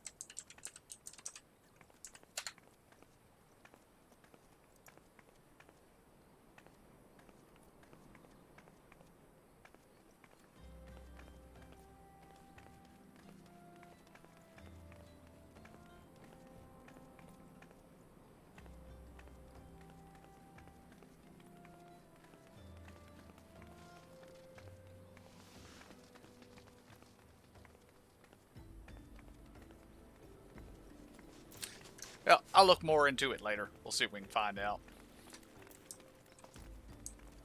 Did you?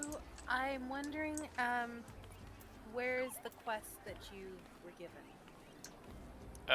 Deal with the sylphs. I was wondering. I was like, did I mess up by going with a different one, and now we're going to be on different quests? But that's good. Now, I'm pretty sure that there might be some like little side quests we have to do, but yeah. Although, it might be a good idea for when we hit level 30 to go do our class quests so we can unlock our jobs. Okay. But we can continue on this way until we do that. Which I guess means we need to go to Gridania, doesn't it? Mm-hmm.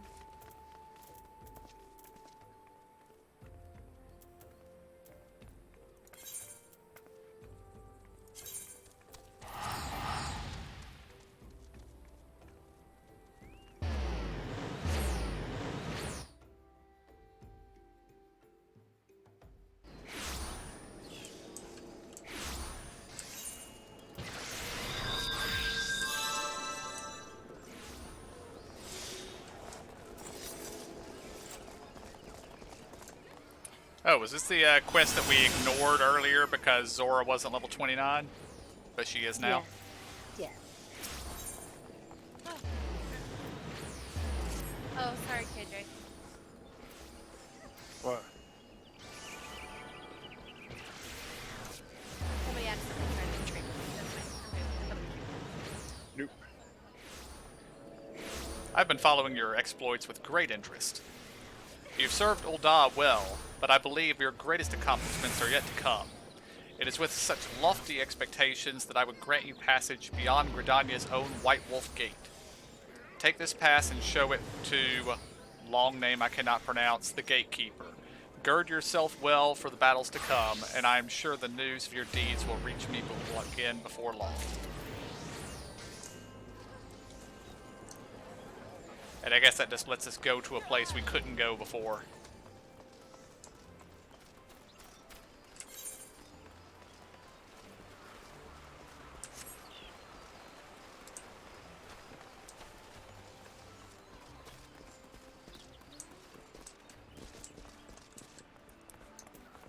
And apparently they send us to Emo's Grand Company. Okay, the person that tried to trade with me just traded with me again and sent a friend request. I'm like, why do people randomly do things like that? Aww. I know. Did I ever tell you guys about the time I was playing on my mage and I had a guy hitting on me in the auction house in Stormwind? No. Yeah. We know far too little of the Sylphs to lay any worthwhile plans. We must call upon the Scions once more if we are to... Ah, beg pardons. 'Tis a terrible habit of mine to think aloud. But tell me, what brings you to the Adder's Nest?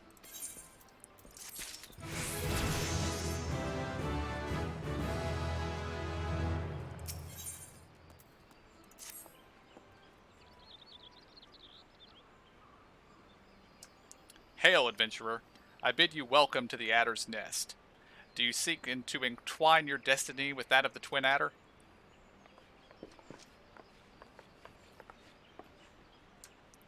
Good day, Commander. Sorry to disappoint you, but other business brings us here today. Ida and Papalimo. Always a pleasure to see the two of you. My men tell me your quest in the name of the Scions of late. Quite so, Commander. A little bird told us that the Twin Adder was in need of our adventuring prowess. Aye, your little bird sings true. No doubts you've heard that we're investigating the Sylphs, that curious beast tribe that calls the depths of the Twelveswood home. The Sylphs are, for the most part, a peaceable bunch, much to the delight of the Elder Seedseer, who has no desire to see her people embroiled in yet another fruitless war. The Twin Adder is of the same mind, and 'tis precisely for this reason that the Sylph's relation with the primal Ramu has raised the flag of warning amongst our ranks. Friendly as they may appear, beastmen will be beastmen.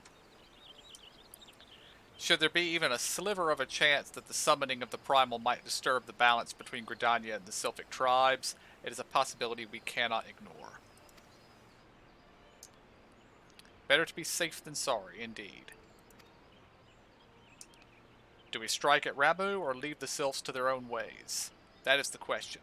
Yet I find myself lacking ample knowledge to arrive at an answer. Opinions abound within Gridania, but to listen only to one's own is among the greatest mistakes a commander can make. I would hear from the other side, the Sylphs themselves, and seek an impartial party to serve as my liaison. That is where you Scions come in. The Sylphs of Little Solace remain untempered, and have held many a productive dialogue with our people. I would hear their candid thoughts on their tempered brethren. That said, I urge you to exercise due caution. Sylphic tradition and etiquette bear little resemblance to our own. It would not do to have any cross-cultural faux pas get in the way of our productive parley. En route to Little Solace, you will come upon the Hawthorne Hut. Our officer stationed there can enlighten you as to how to win the Sylph's favor. May your expedition be a worthwhile one. A friendly palaver with the Sylphs. This should be a pleasant enough diversion. The Hawthorne Hut, is it? Why, I believe the ferry departing from West Shore Pier will take us straight there. A friendly palaver indeed. I hope this will be as straightforward as you say, Papalimo.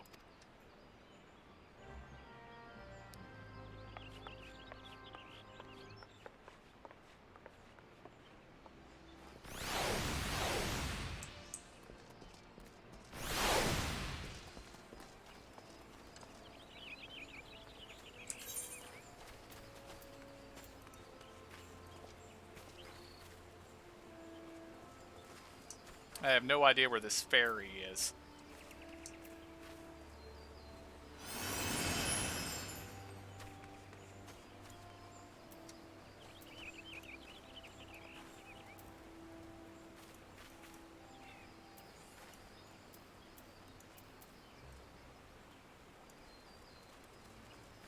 Ah, okay, I think it's to the south. So we go this way. Maybe.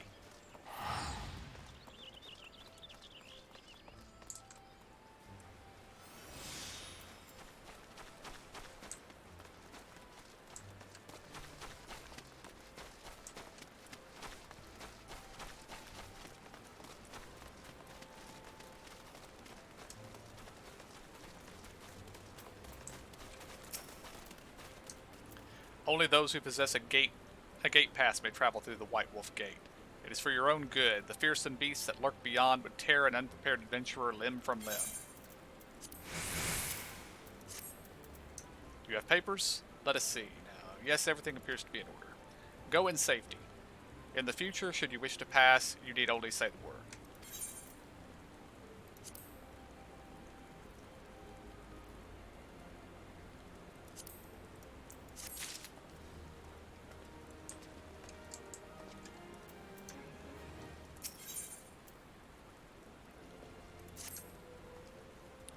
It is no ordinary adventurer who is granted passage through the White Wolf Gate. I am Rusbont of the Wood Whalers, and I would see you live up to your reputation. My fellow whalers at Dunstan Spire are in grave need of an adventurer's aid. Should you have a mind to make yourself useful, travel there and seek out Thievenix.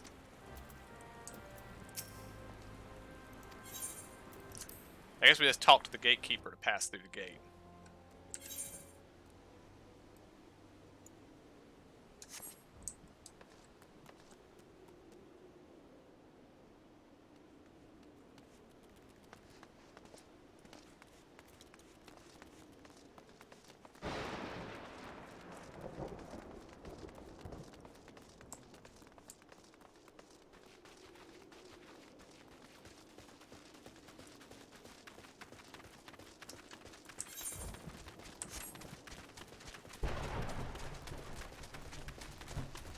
KJ and I were up here accidentally once. Yep. I'm running past the quest givers, by the way, because what we need is well beyond here.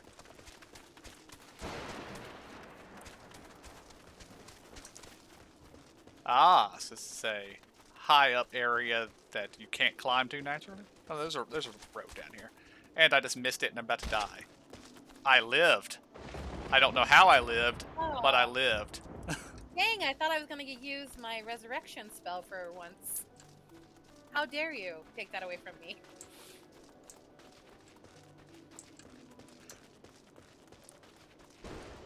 I do not know how I survived, so. Oh my gosh, we have mounts. What the heck? Oh yeah. I've been running around on mine. You're so small, we couldn't tell. Oh, you got all your life back too. Oh, just ruined my day. Oh, babe, look at that. Look at that. There's a termite. Those damn termites. Well, I need to collect a couple of those, so I'm just making an eyeball. That's a level 10 one. You need to get to the higher ones. I think I just need any of them that will drop their silk. I see a purple quest, so I will be distracted when I see a purple quest. For a home. This is gotcha. Buy property or something like that. I didn't take it. It's been it's the same, probably the same as the one we picked up back in Ul'dah to go see the I can't remember what it's called. Yeah.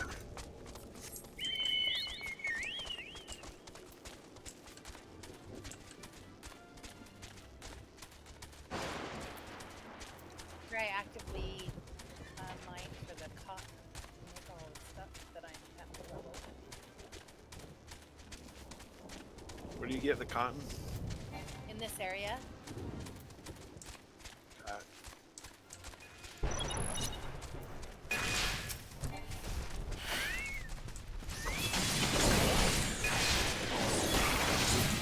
Oh, look at these.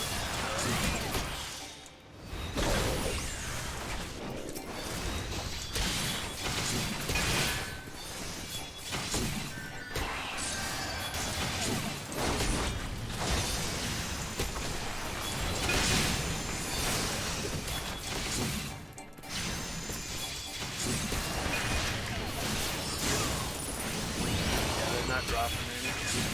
No, I got a pot of honey in it.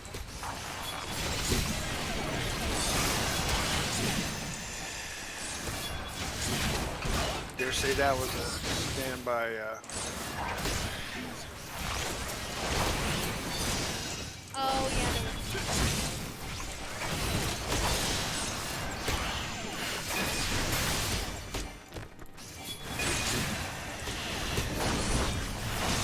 More my shots in that.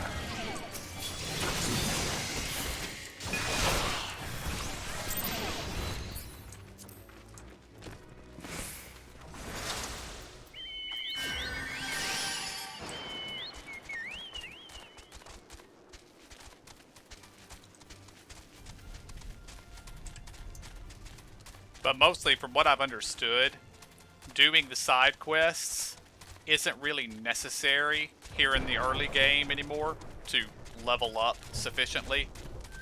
But if you want to level your alts, or not your alts, but your alternate classes and whatnot, having them still around to do is helpful.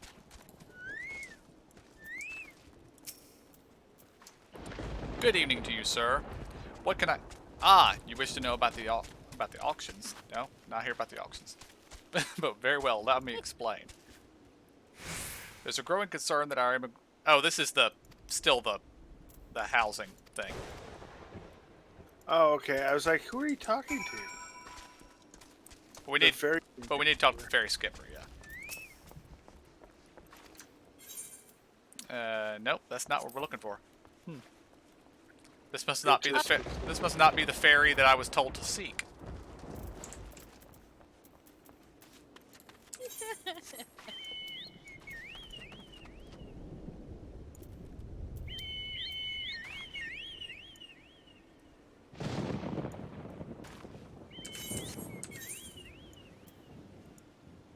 What destination did we need to go to?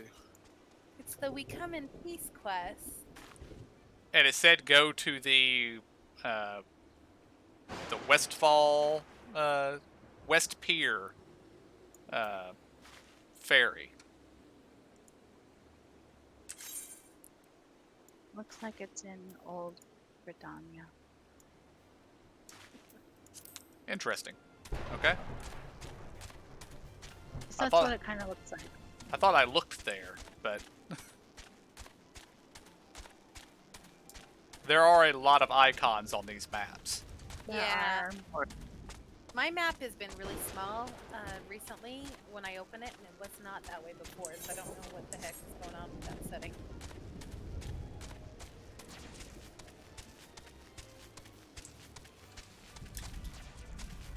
Well, I don't know what setting I did, but when it does the cutscenes, it doesn't.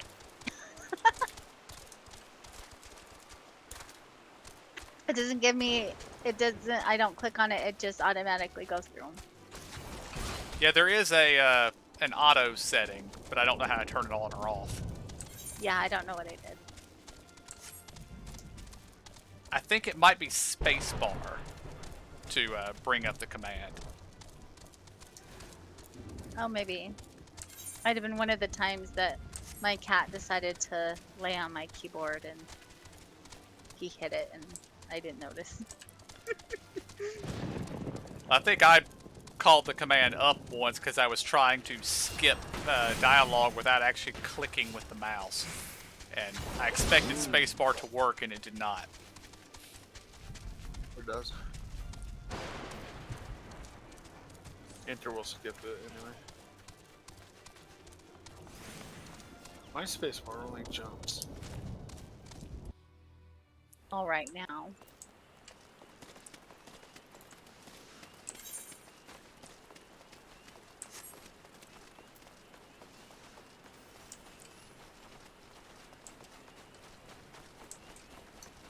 Well, I see another purple quest.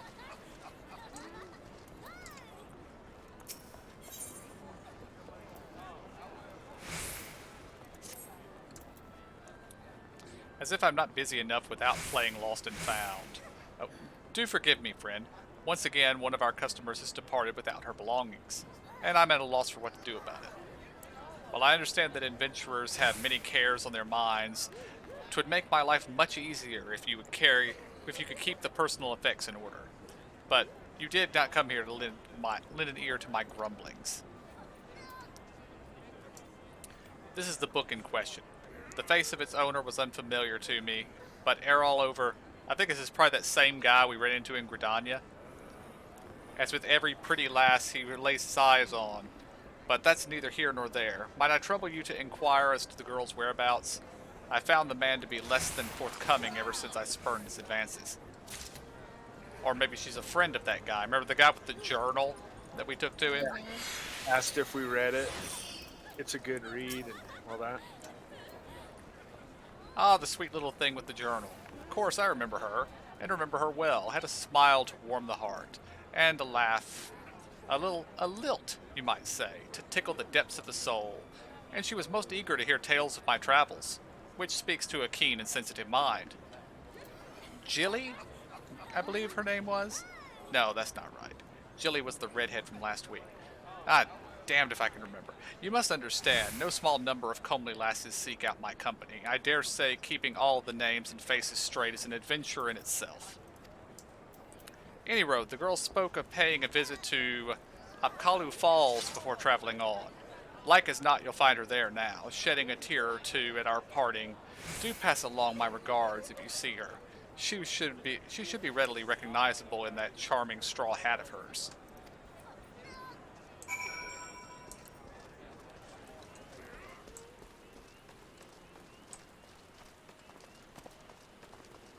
Nobody has this quest, the house that Death built. We picked that up last week, didn't we? I don't know. I got it. I'll get it. I think that was that's the endless dungeon that I told you about last week.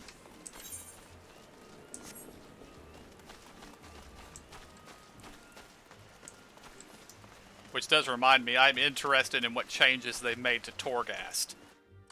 Oh, yeah. I did confirm that I do still have access to all the layers of Torghast I had before.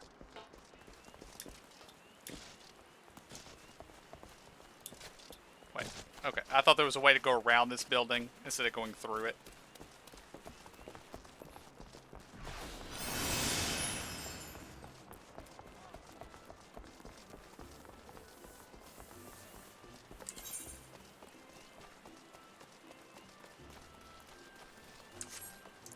Okay, you guys went the correct direction, I did not. You guys going to the leather shop? I don't know. But, I also noted that they've added 4 more layers to the regular wings of Torghast. They have not added new layers to the twisting corridors. At least not yet. Zora, you're way the wrong way. Zora must have been the one who followed me off into oblivion. And I kept going. When you get to the shard, take to the Lancers Guild. That'll get you here faster than. Yeah. Well, I don't know. It might be 6. You got the leather workers right next to her right now. Lancers? We'll drop you right here. Oh, I think you were trying to do that quest for the journal thing. I think that's where you were headed. Maybe. I think this route here is actually closer to that than going the other way was, though. Aye, the ferry docked at the base of the hill will carry you across the lake to East Shroud. Once you're ashore, head due east and you'll find your way to the Hawthorne Hut. Alright, we can go do the journal quest. I think it's just right over here.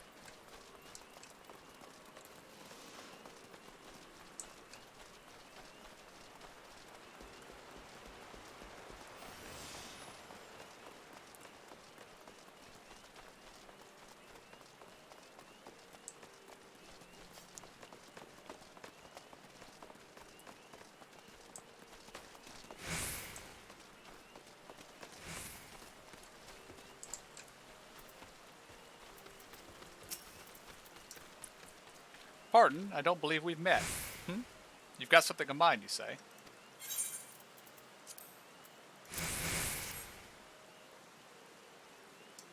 My journal! Thank the 12. In my haste to escape the clutches of that insufferable mutton-monger, it has slipped my mind entirely. Might I be so bold as to ask your name? You have my gratitude. It may not look like much, but I count this humble diary among my most prized possessions. Its pages brim with tales of the most heart-stirring sights to be seen in our realm, as told to me by the sensitive souls I have met in my travels across Eorza. Tales that have struck me with a most incurable case of wanderlust. As an adventurer, you too have seen the realm, I am sure. But I would ask you, have you truly seen her, borne witness to Eorza in her myriads of splendor? Have you stood on the palm-fringed beaches of Costa del Sol, just as the sun peaks over the horizon, its rays kissing the sand beneath your feet? Have you lost yourself in the night sky of the Segoli, adrift amidst boundless sea of stars? Ah, but why do you even try to convey with words that which must be seen to be appreciated? To our fortune, whithersoever we wander, Eorza's beauty is but a stone's throw away. If I may quote from my journal, yes, this is the one. Afore the fane, beneath the two that are one, her divine cup runneth over with light ethereal. Such were the conjurer's words, and I would see as she saw. I saw for myself before coming here, and I can assure you the conjurer spoke true. Indulge me. Go there and look out upon the beauty before you. I would hear your thoughts.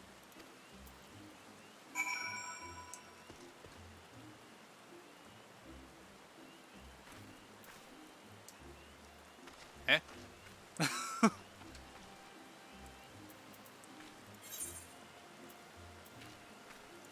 Supposed to go look out at it.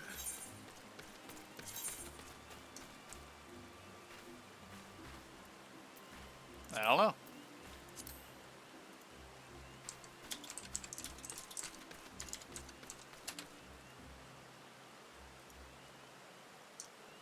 Let's see, where do we need to go?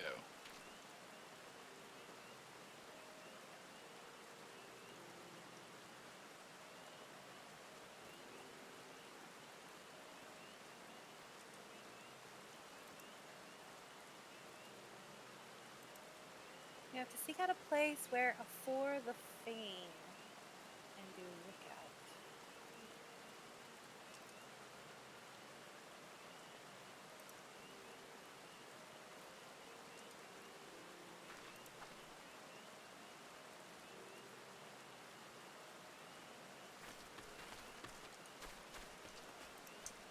I have so far found 7 different websites that told me the exact same thing.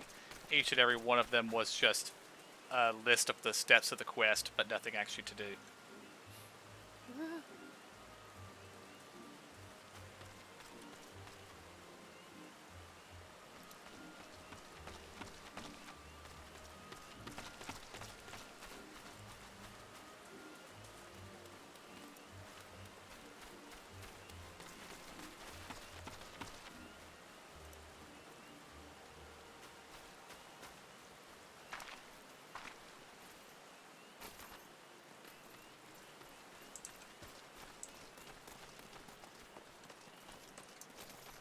I don't know where it is, but I have a screenshot of it.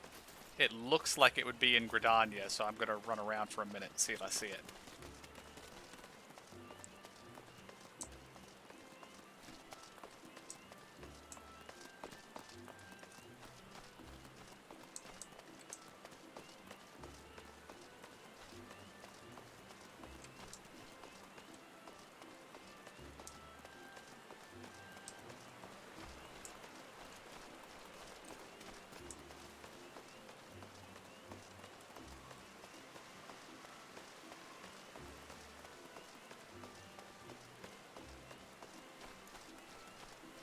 Two auras, one. Not sure.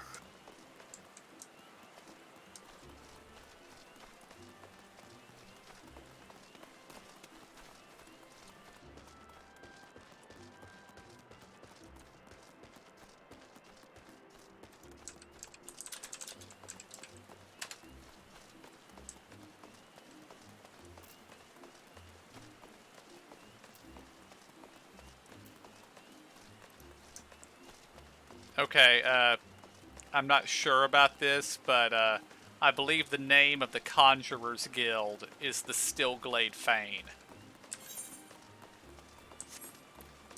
So I think that might be where we need to go.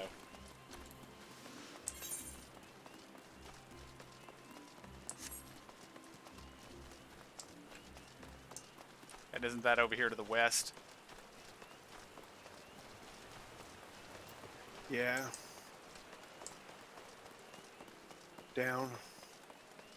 You're going to the Oh bottom yeah, right it now. is. The Stillblade thing. I thought you'd hit the botanist thing and then hit the conjures. Yeah, there's a thing that goes to it.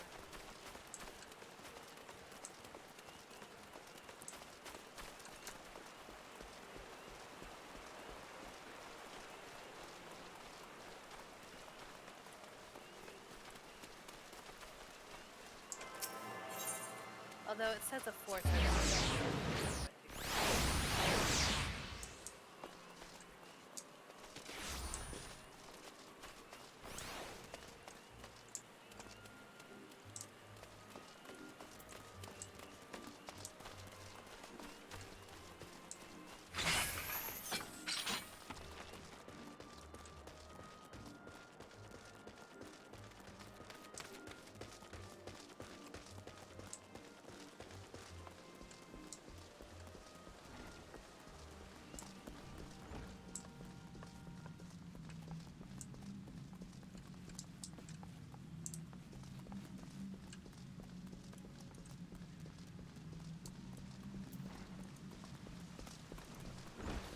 Oh, there's a red thing right on my map now that we're here.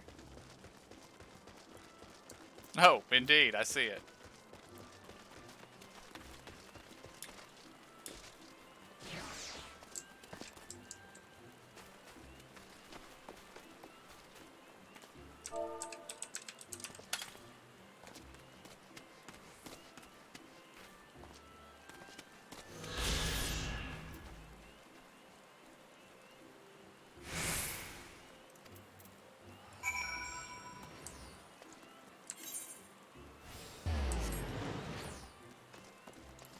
Okay, did you guys get it done?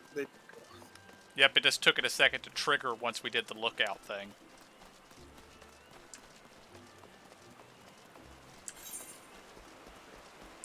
Go.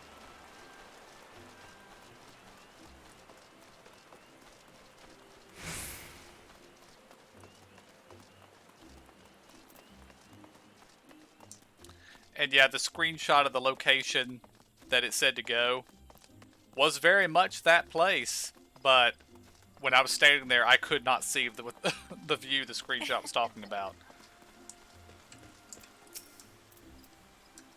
Welcome back. I trust you were moved by the sight as I was.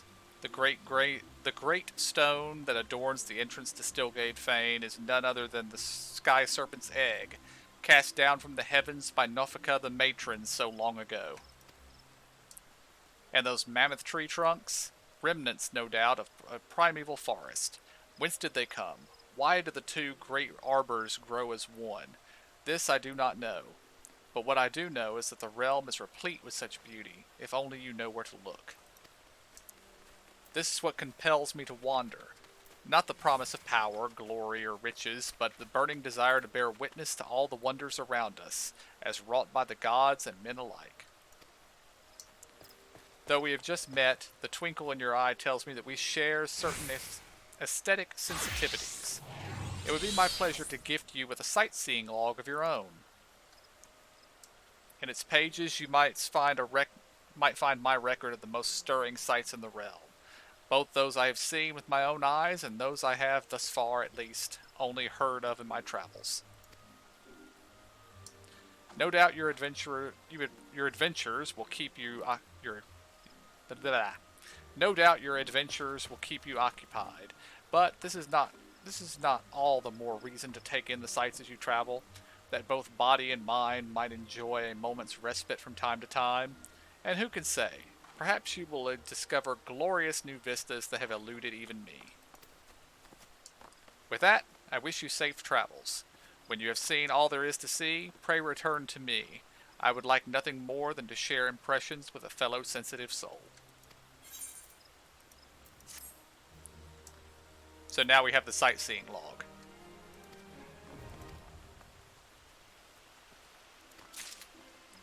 You could say selfie log. Selfies. True. Thankfully, this game does not have a selfie camera. True.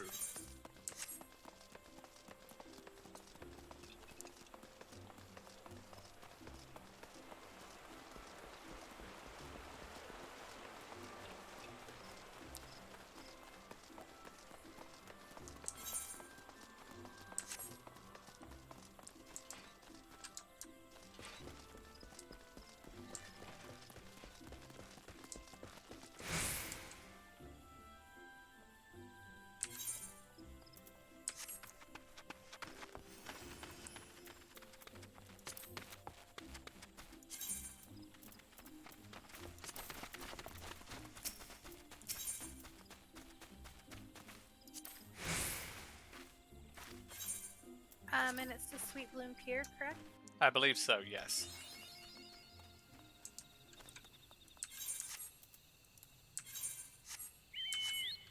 That would be a yes.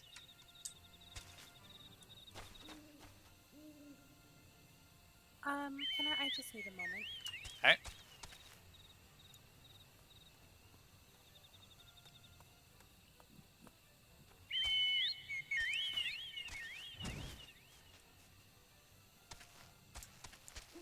Good to know. Apparently when we unlock flying mounts, chocobos can fly. Because I just saw somebody on a chocobo go flying. So if we don't get any other mount.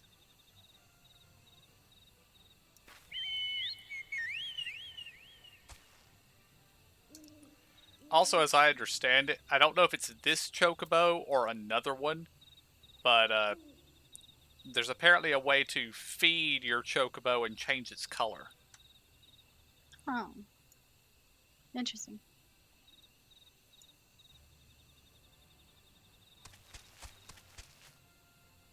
You can also give them barding armor, and I don't know how, but supposedly you can put gear inside of them too. Like it'll hold stuff. 50.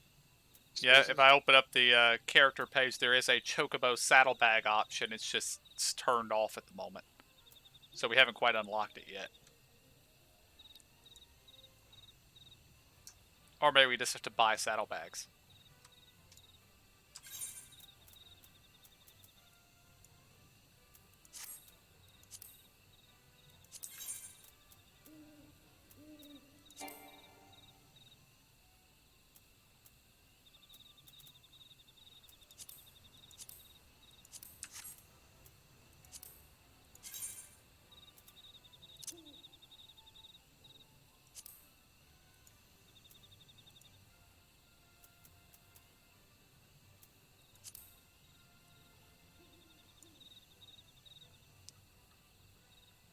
I'm back. Welcome back.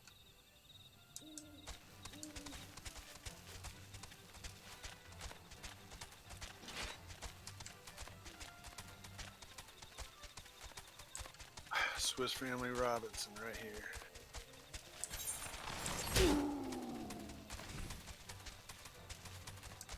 Eh? Bunch of ostrich running, riding fools. Ah. I'm talking old Swiss Family. Well, I guess there was an even older one than that, but they're both still old. It's been quite some time since I've been exposed to any of it.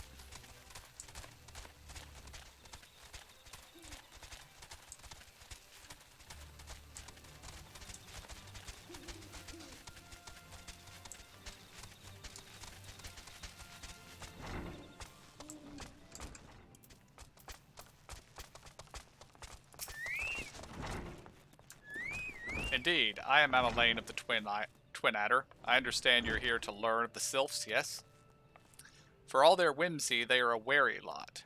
particularly since the Empire has come to the Shroud. Earn their trust, however, and they're as friendly as any folk.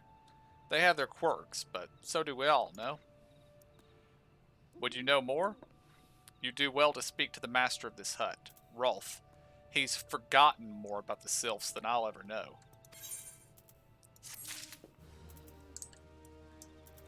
Who happens to be sitting next to him on a bench. Okay.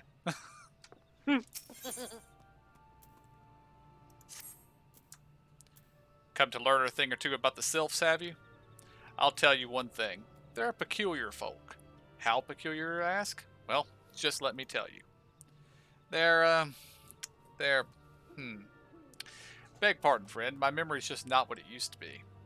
I've seen much and more in my adventuring days, and it's all cluttering my noggin now. Though I've shared my stories with those around the hut before, you might have more luck with them. Weird quest. Yes, I'm a little more concerned about Ameline here, who, he's forgotten more than you know, but apparently he's forgotten everything. So, you're not being very helpful, sir.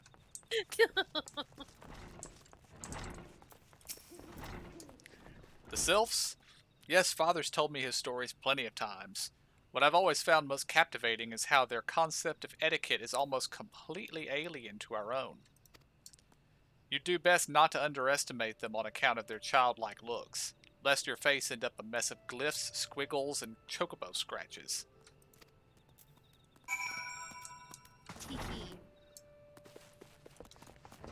Yeah, she's also not being particularly helpful.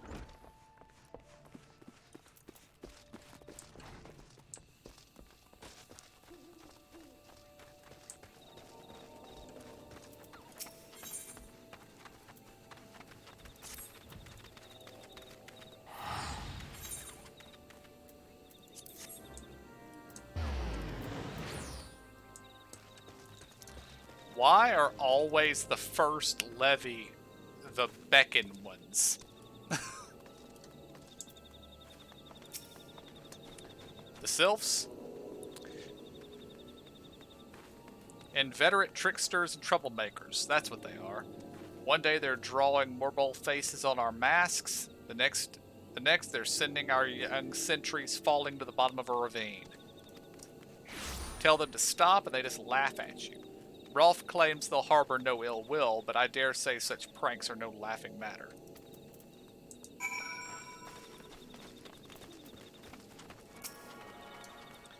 The quickest way to a quiverwoman's heart might be through her stomach, but don't even think of trying to foist your foodstuffs on a sylph.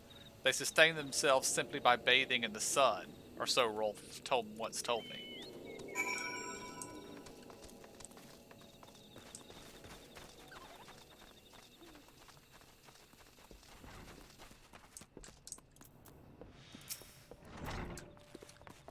Oh, of course, of course.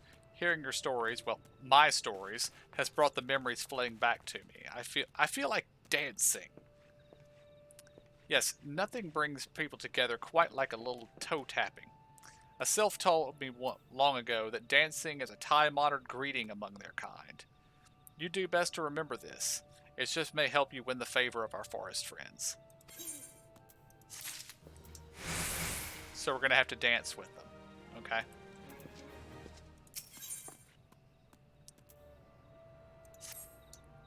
Oh, still here? Great. There's one thing that you should know about the sylphs. They don't take kindly to guests who show up empty-handed. To earn their trust, you do well to bring along a... Drat, what was it again? And my wife Rosa and I were just speaking about the matter not days ago. Forgive me, friend. Speak to Rosa at the comb. Her memory should prove more reliable than my own.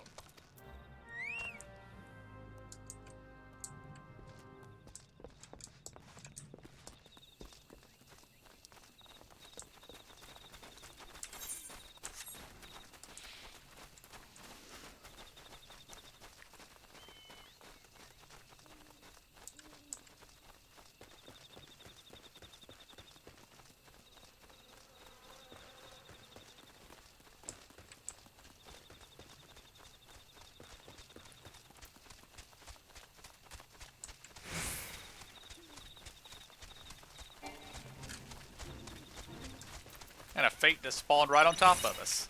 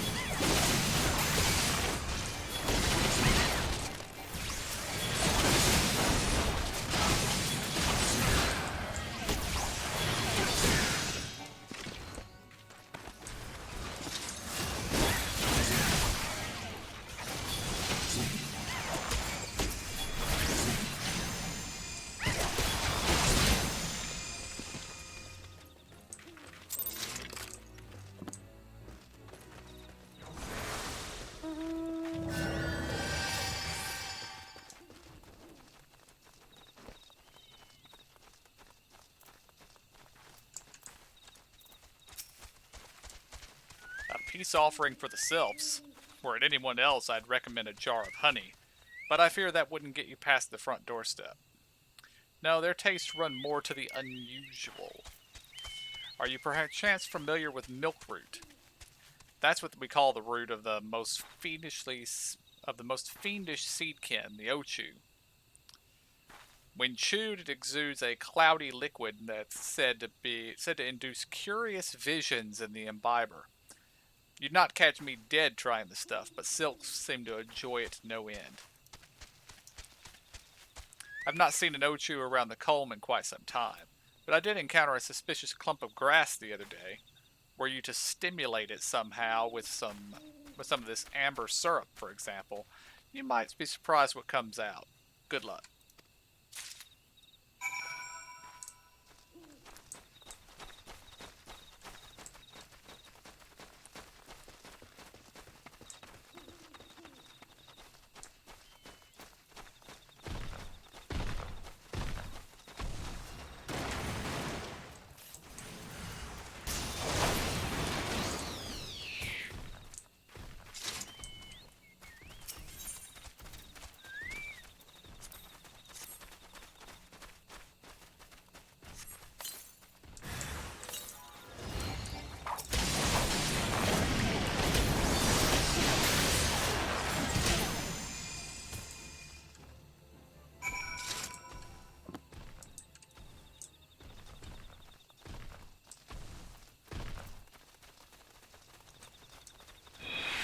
Okay, the trees are kind of creepy looking. Yeah. Yeah.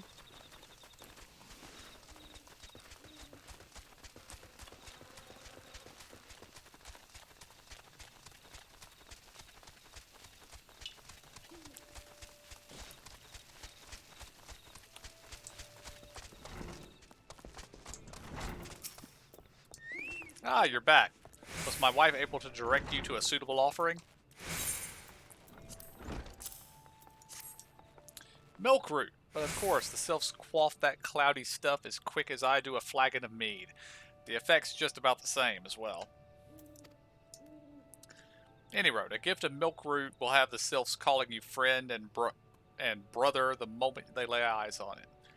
Now let's wrap that up for you. I'm starting to feel a bit woozy.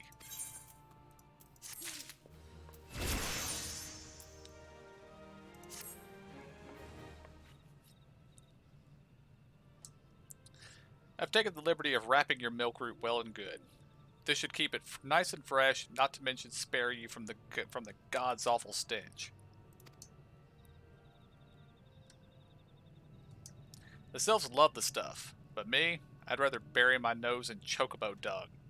I dare say the reek even rivals the breath of a moorball that put an end to my adventuring days. But I could tell you that story another time. You've more important matters to attend to today, yes? The sylphs are an eccentric bunch, but I've shared their company enough to know they're kind at heart. They'll not shun one whose intentions are true. May your parley would be a fruitful one, friend. And do stop by on your return. There's a flagon of full flower mead with your name on it, if you'll regale me with your adventuring tales. Ah, and before I forget, don't go traipsing off just yet. Amelon here would have a word with you. Travel in safety, friend, and do pass along my regards to the winged ones.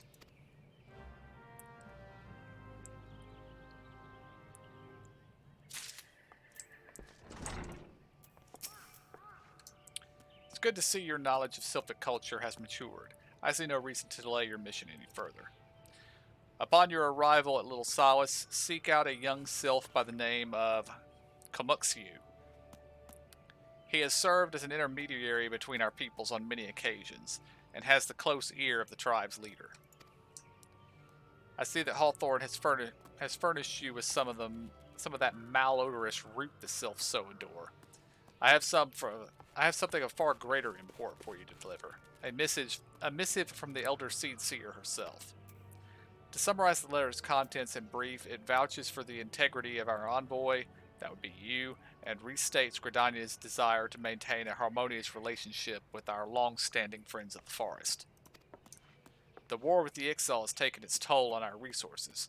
We can ill afford to get mired in another conflict. I need not impress upon you further the importance of this mission. May the 12 see your return with good tidings.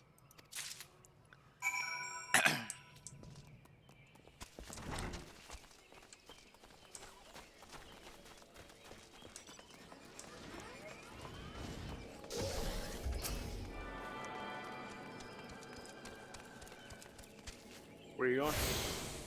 Pick up the crystal. Oh, okay.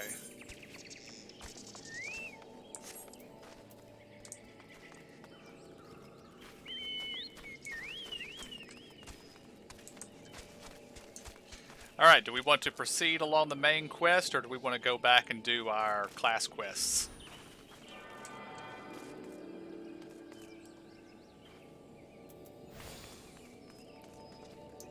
Of course, I guess we can also do the class quests off stream if we want.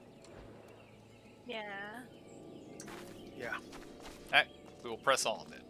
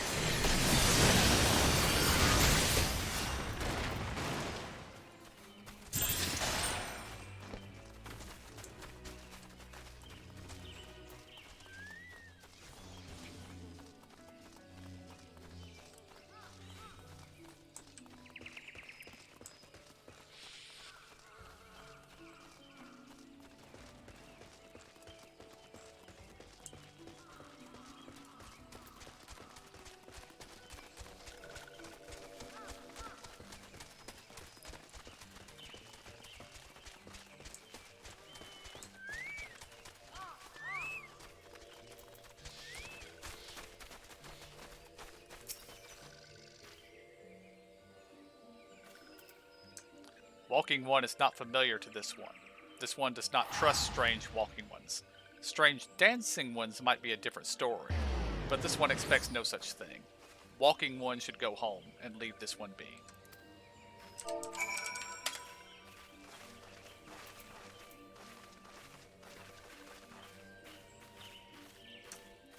This one would welcome walking ones who moves like these ones. If walking one would talk to this one will answer. This one is a busy one, so walking one should speak with a quick tongue.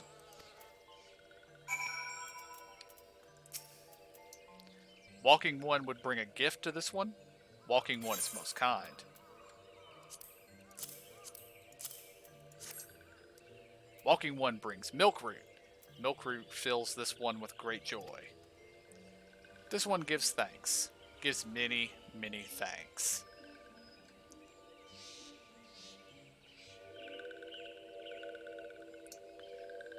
Walking One carries messages for Elder One. This one will deliver the message to Elder One. Walking One should not worry.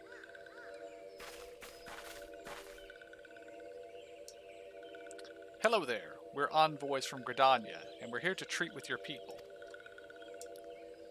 Aye, we've come to pay our respects to your elder, and to learn more from him, more of your Lord Ramu.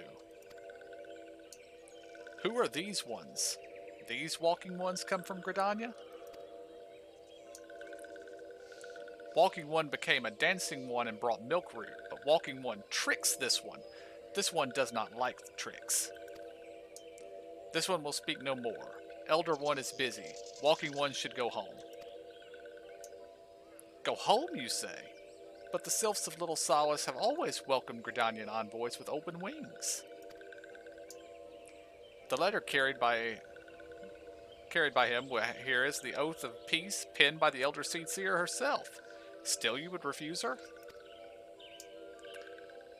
This one's reasons are no business for Walking Ones. Elder One has no words for Gridania. Walking Ones waste everyone's time. Well, I'd never. Turned away at the gates. Whatever did we do to deserve such a rude welcome? Was his jig insufficiently jiggy? That might be the best line in the game so far. I'm as baffled as you, but something tells me recent events have our erstwhile fluttery friends feeling uncommonly wary. It would seem we've no choice but to ask around to see what we might earn, how we might earn their trust.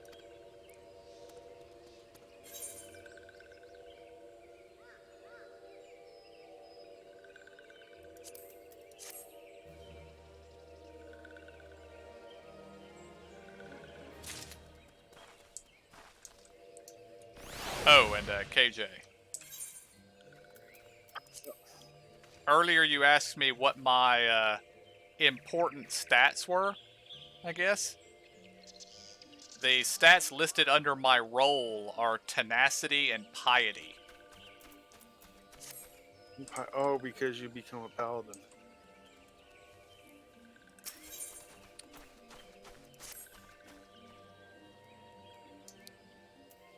Are you in the mood for dancing? That's right, dancing. You went through all that trouble to learn the Sylph's traditional greeting, but you've greeted hardly any of them. Why, if I were a Sylph, I'd be beside myself with delight to see an adventurer expressing an interest in my culture. Me? Of course I'd be happy to join. Ow, ow, but this bloody leg cramps of mine are acting up again. You're not very useful, Ida.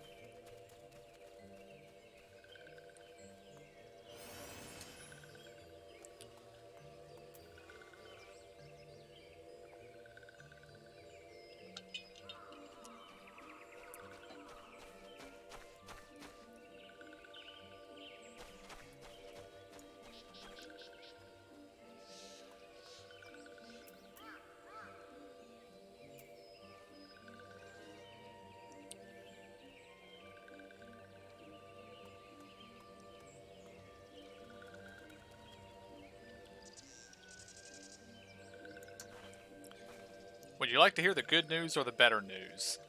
The good news is that your lovely dancing has brought smiles and high spirits to all of Little Solace.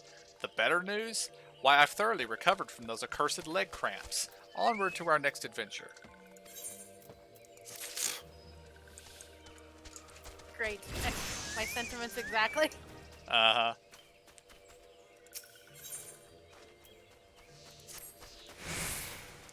As an adventurer, you're no stranger to helping distressed folk, I'd wager. Tales of good deeds are quick to spread. The adventurer who comes to the aid of the local populace can go from stranger to hero overnight. No doubt you see what I'm getting at. The sylphs who make their home in the Little Solace do so having been driven from their woodland home. Surely they have their fair share of troubles. Seek out troubled sylphs and see what might be done to ease their worries. A sound plan, would you not say? That said, the sylphs are not known to share their worries with outsiders. You would be better off inquiring with healer Emida of the Gridanians who reside here. She's most likely to be privy to the sylphs' troubles. And another fate has spawned on top of us.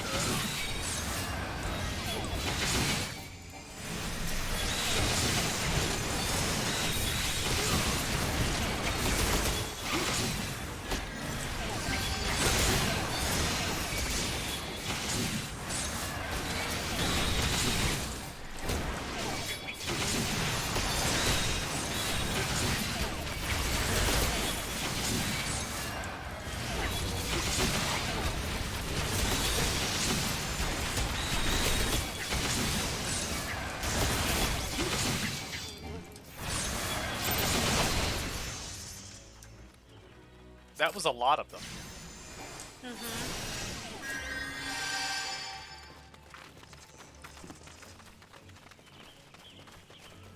I have some stuff for you though, Cap. Don't.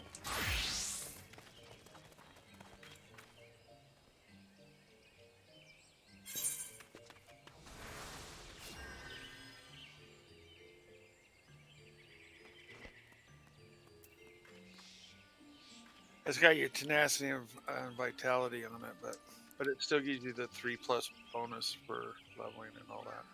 Cool.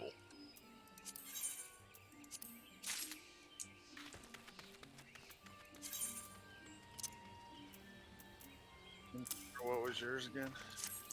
Wait, where did you go?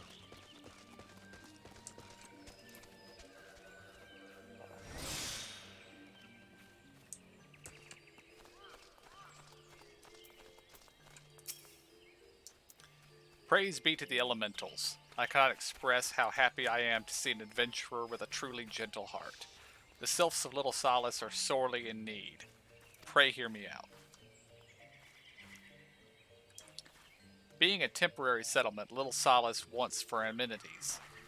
Not least a stout set of defenses. Consequently, beasts from malms around are free to wander in and terrorize the hapless citizens. The Zizgorans and Gaul gnats that roam these parts are especially troublesome, but slaying one of each would serve as a warning to the rest. Furthermore, perhaps you could gather 3 brownie brushes as well. They play an important role in Sylphic culture. I do not claim to know the details, and what with such feral beasts prowling the forest, they're not easy to come by. When you are done with the deeds, seek out Comuxio. He is slow to warm to outsiders, but your good intentions will not be lost on him. My own experience speaks to this.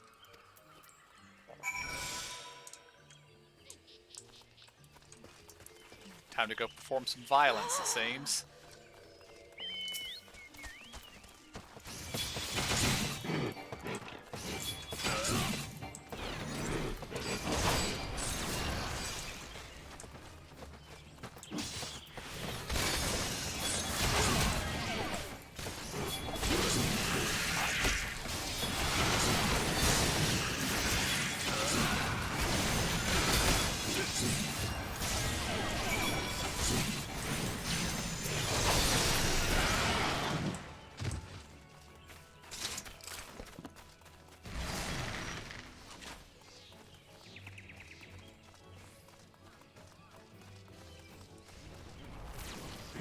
Oh, we're not in the right area, are we?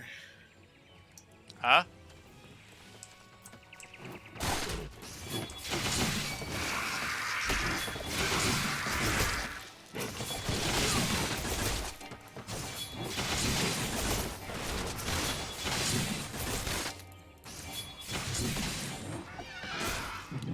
Yeah, we only needed to kill one of those guys.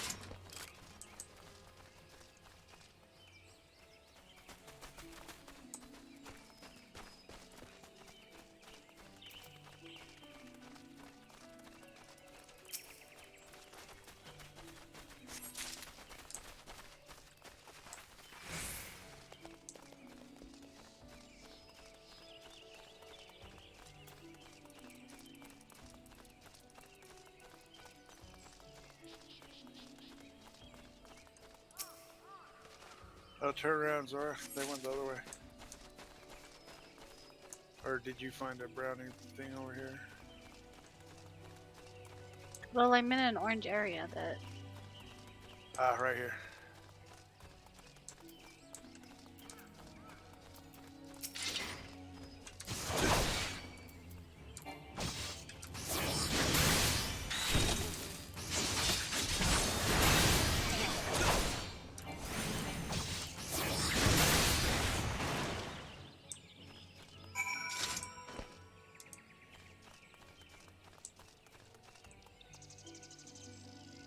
What are your 3 stats, Zora? Oh, Where do I look for that? pull up your what you call page. Character. My character. Okay. And the ones in green on the left there. Strength, dexterity, and vitality. That can't be right. Can't be right, yeah. Yeah, those are the 5 attributes up there at the top. The important stat for you is the one under your role in the bottom right corner. Oh, tenacity and piety. Wait, that's mine too. That's weird. That's mine. What are yours, KJ? Was hers. Tenacity. Yeah, That can't be right.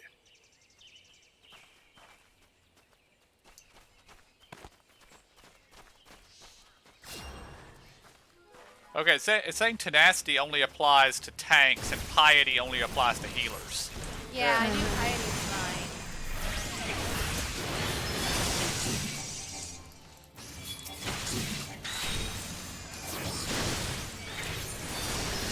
So I don't think we actually know what our important stats are at the moment, KJ.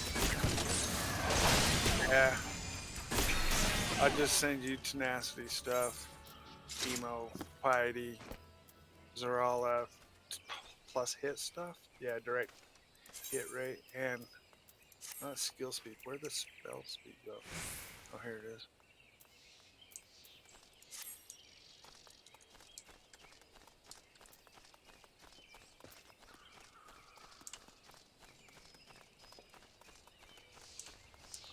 Of course, since we have this little, or this fancy little gadget that automatically equips our best gear for our current level, it might just be, look at your Thank you. stats, and your most important one is the one that's the highest.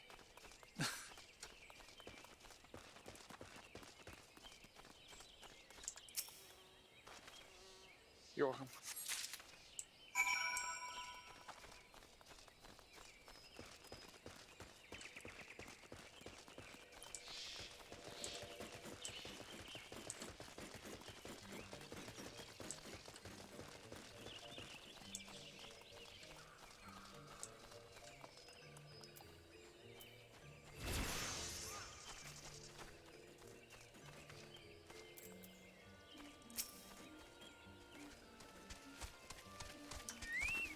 Dancing One is still here.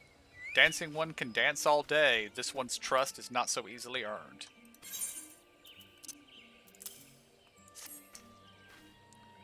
Dancing One brings brownie brushes for this one. This one can dye thread once more. This one is pleased. Dancing One kills Bitey Buzzy One. This one hates Bitey Buzzy Ones. Dancing One is kind. Too kind. Many walking ones come to these ones' abode, but few are friendly like Dancing One. Perhaps this one was wrong, not to trust Dancing One after all.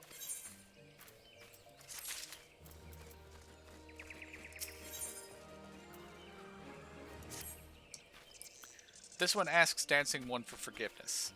These ones have many troubles since walking ones last came to our abode.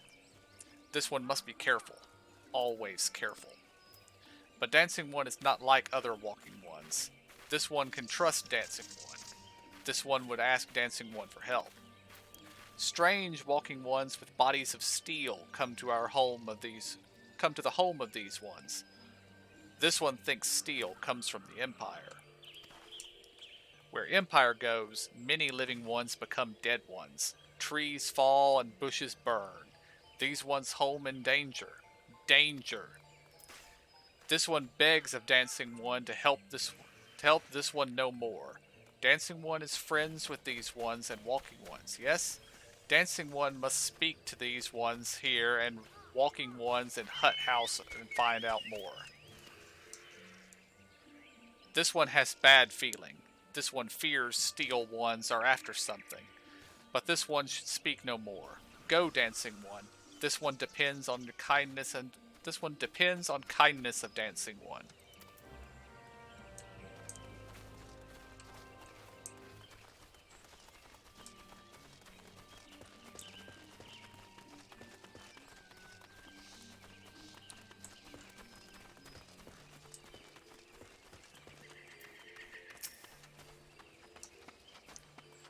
Shush. Shush, this one says. Steel walking ones are scary, like touched ones. This one hates scary, and scary ones have scary friends.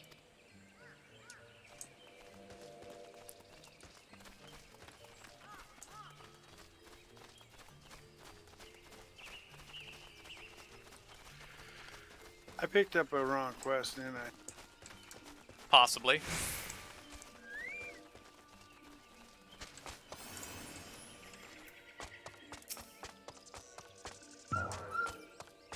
Strange steel walking ones? Yes, this one has seen. Steel walking ones carry big boxes. Maybe walking ones hunt for shiny treasure? This one likes treasure.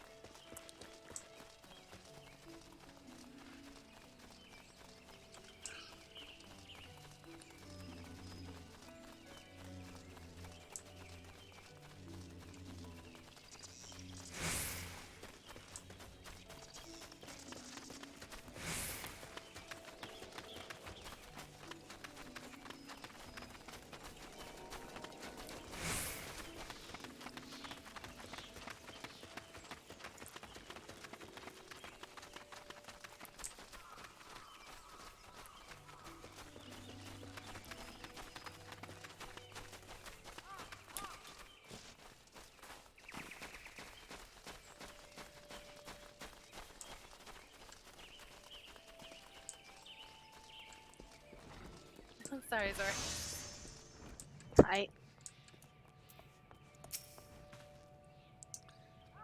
Fearsome types clad head to toe in steel, you say? Imperial soldiers, no doubt. I couldn't tell you what they're plotting, but I'm sure it's nothing good.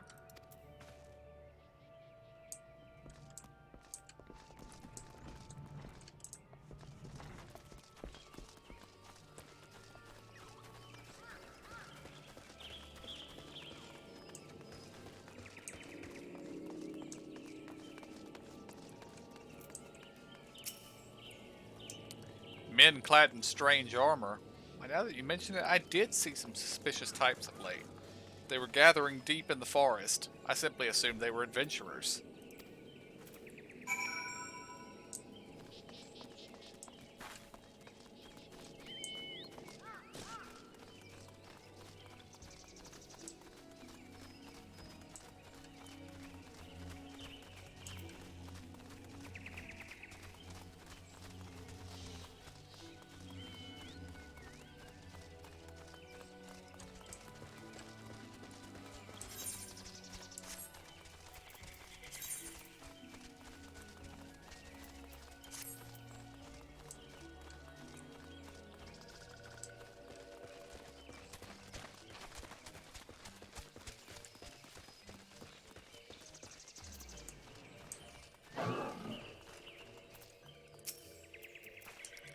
This one is happy to see Dancing One return. What did Dancing One learn? This one sees steel walking ones come from Empire, carry boxes, and go walking deep, deep through trees. As this one thought, steel walking ones up to nasty, no good things. This one knows forest well. Steel walking ones try to hide, but this one will find them. This one would borrow Dancing One's map. This one makes mark, right here. This is where Steel Ones hide. This one knows. Dancing One will go looking for Steel Ones, yes?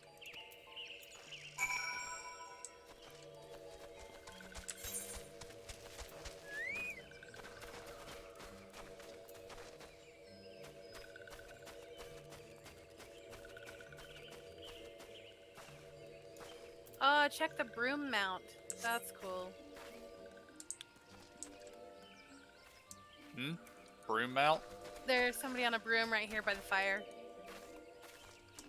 It's not even Halloween. Yeah. Okay, I'm caught up.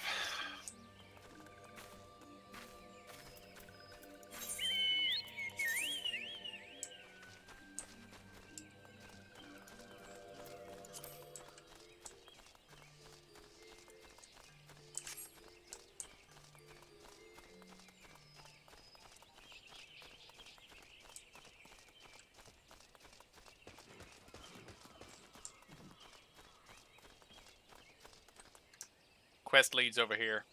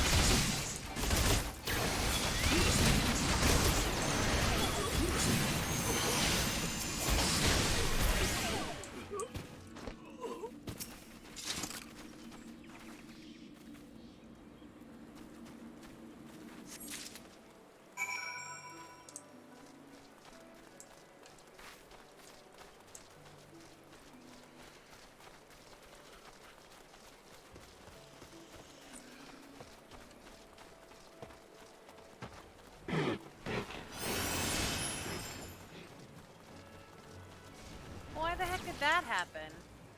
What's that? I aggroed them, so now we gotta take care of them.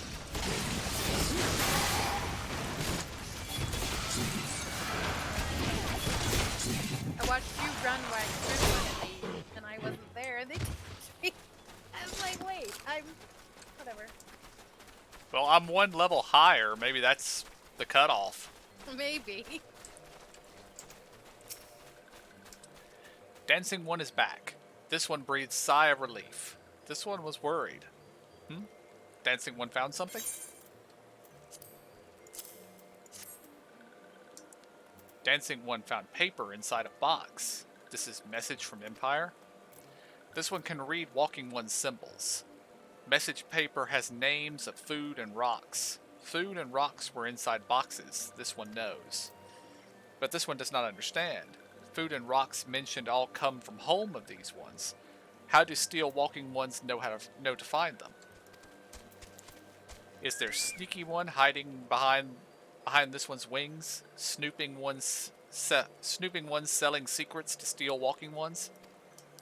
This one fears for this one's home, but dancing one has helped this one much today.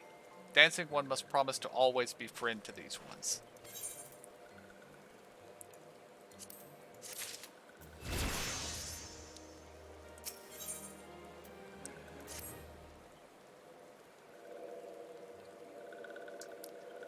Helpful one arrives at a good time. This one needs helpful one's help. One of these ones, named Claxio, ventured outside Little Solace alone. Alone is unsafe. Helpful one must find Claxio. Claxio struck west after leaving the settlement. Hurry before Claxio ends up in the belly of a beastly one.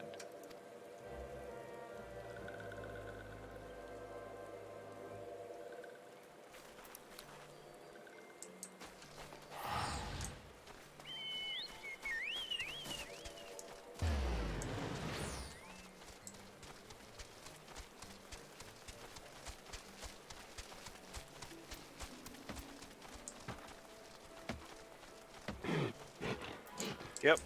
My turn.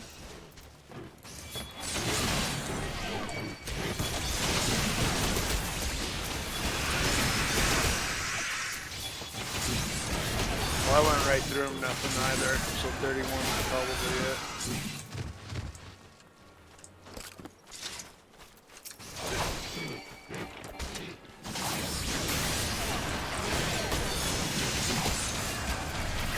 Which means instead of ignoring them, we must perform violence.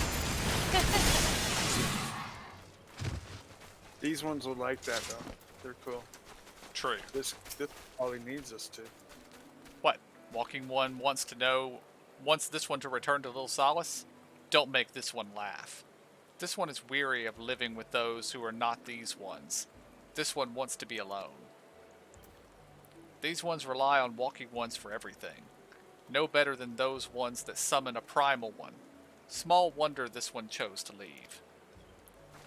This one thought this a likely place to build a home, but then meddling one arrives, forces this one to go deeper into the forest. Meddling one is forbidden from following this one. Away with meddling one.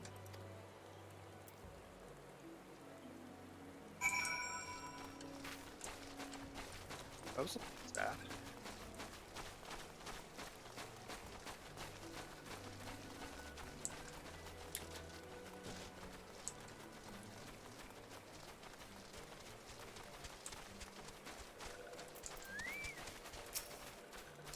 What? Claxio refused to return to these ones and went deeper into the forest? But this one saw touched ones lurking in the forest. Helpful one must hurry. Hurry and find Claxio. Helpful one should search for spools of thread on the forest floor. Those things will lead helpful one to Claxio. But hurry. Hurry before touched ones take Claxio away. What's touched ones again? Probably the sylphs that are already tempered by the primal.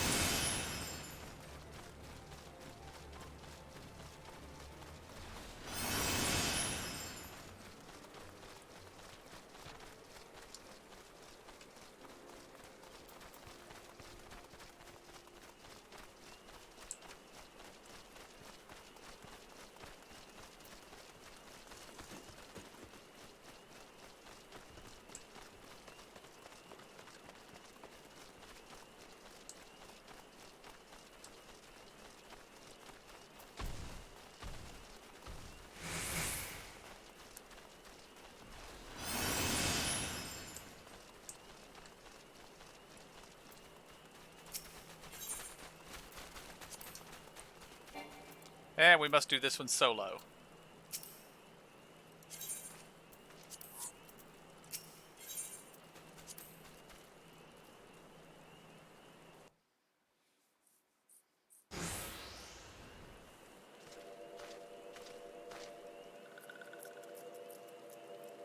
Meddling One is back. This one told Meddling One to be gone. Tell Kamixo that this one will never go back. Never.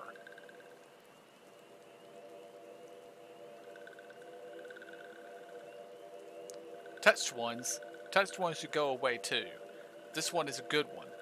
Everyone should just leave this one alone. Be on guard. These sylphs have been tempered, brought under the thrall of the primal Ramuth. Akin to the Amalja tempered by a Freet, these sylphs exist only to serve their deity. They'll not answer to words, only steal. I take no pleasure in this, but it must be done.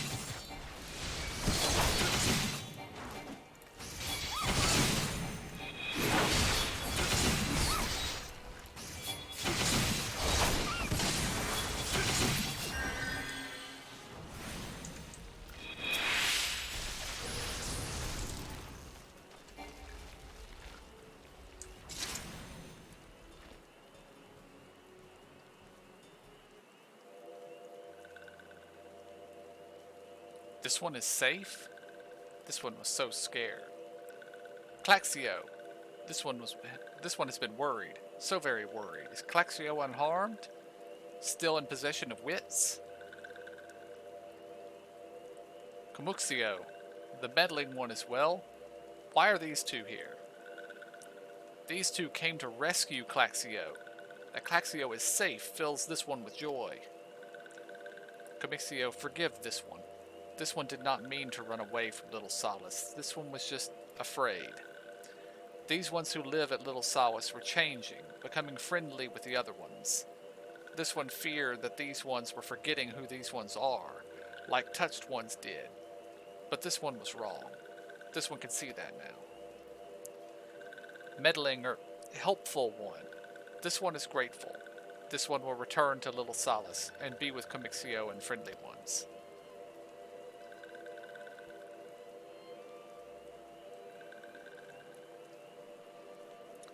Well, that should see to that. What say we return to Little Solace as well? I, for one, could do with a nice hot bath.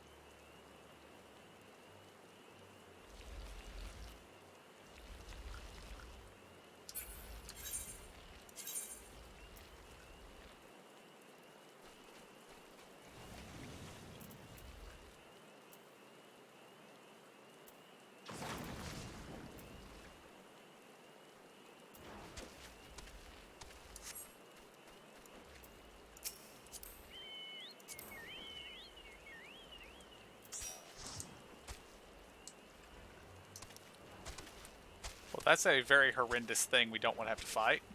Mm-mm.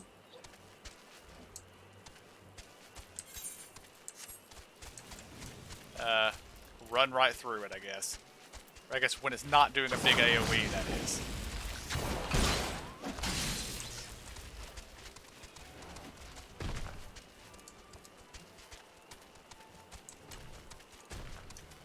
Although I guess you could get hit by the big AoE so Emo can res somebody.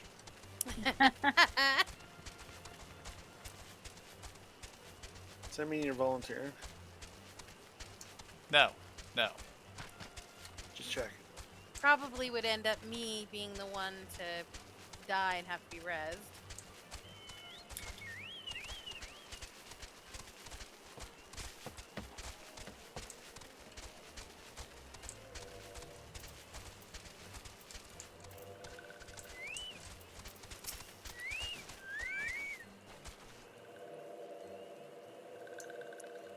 This one thought Claxio was lost forever. Helpful one saved Claxio. Now these ones can be family again. This one has known many walking ones, even many kind walking ones, but Helpful One is kindest and strongest of all. Helpful One is a hero to these ones. Helpful One will bring these ones and walking ones closer together. This one knows. This one would take Helpful One to see Elder One. But Elder One is... Oh,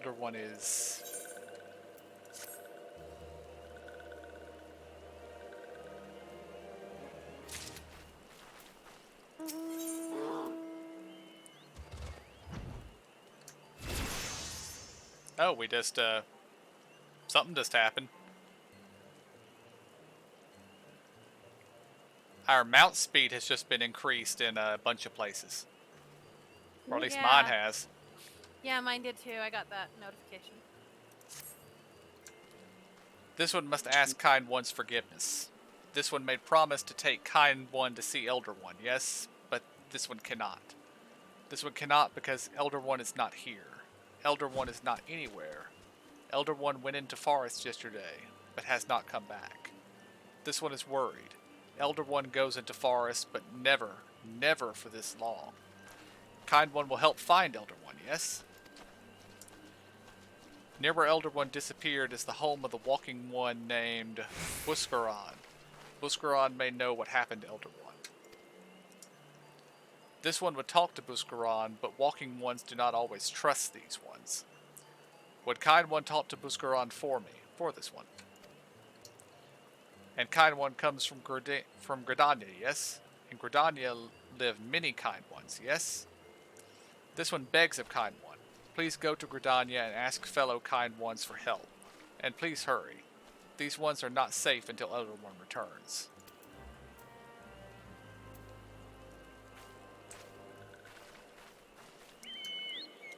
And now we return to, to Gridania.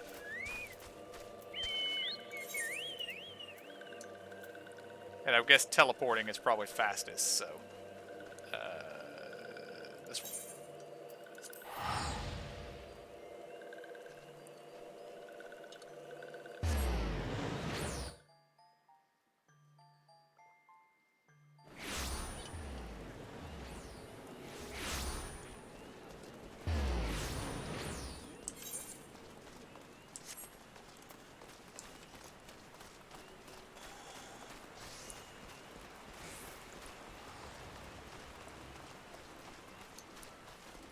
Oh, an emo?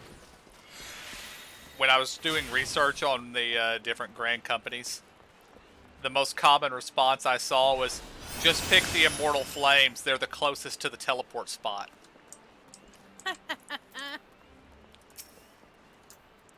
Well, if it isn't our intrepid ambassador, how fare your diplomatic efforts with the Sylph tribes? Their elder's gone missing, you say? Why, if he were to end up in the hands of the Tempered Ones, we'd have a crisis on our hands. You can assure the Sylphs that my sharpest-eyed serpents will be on the lookout night and day. No stone must be left unturned. I would ask you to call upon Guillemolco at Bent Branch Meadows and deliver this message that the Wood Whalers are in need, are needed in the search effort.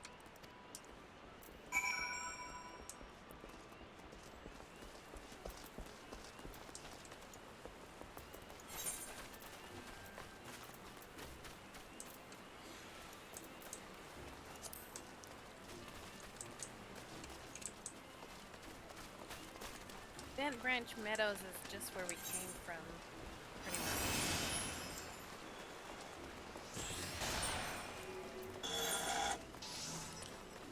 It's over here in Central Shroud, isn't it?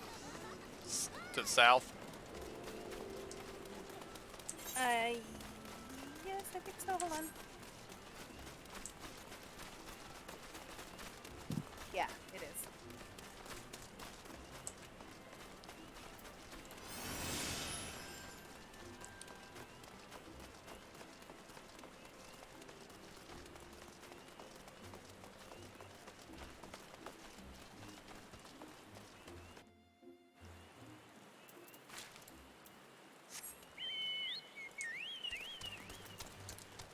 Okay, we're much faster mountain speed. Oh, yeah.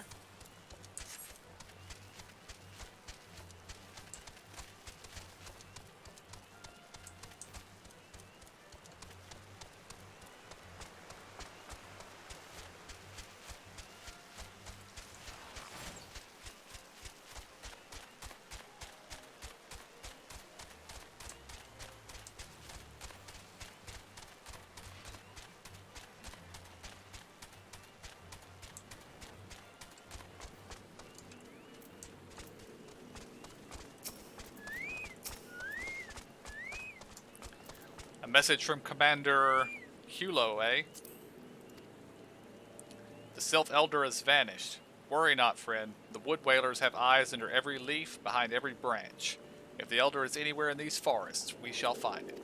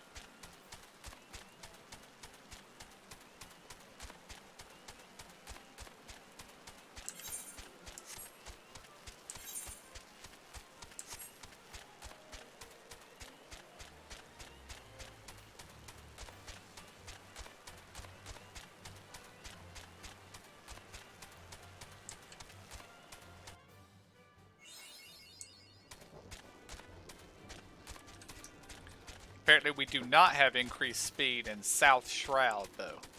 Oh, boy.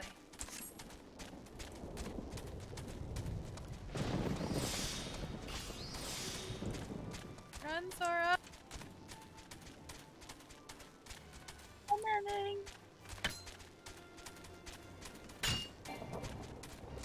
This is where those dire mite thingy bobbers are. Okay,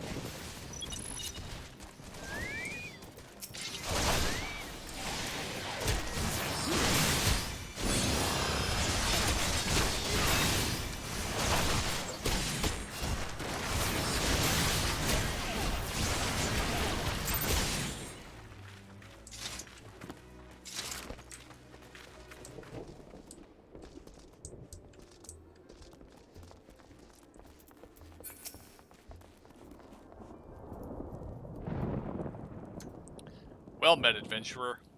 We have the finest grog and grub this side of... Not here to fill your belly, then. Ah, a hunger for news, is it? Aye, then there's been talk of a sylph lurking hereabouts, but I couldn't rightly say if it'd be the elder you seek. These woodland scamps all look alike. Short of painting one red and another one blue, most folk would struggle to tell the two of them apart. If you've the time, mayhap you could stay a while and see what the gods have in store. You never know. You might even stumble across this Sylph Elder yourself.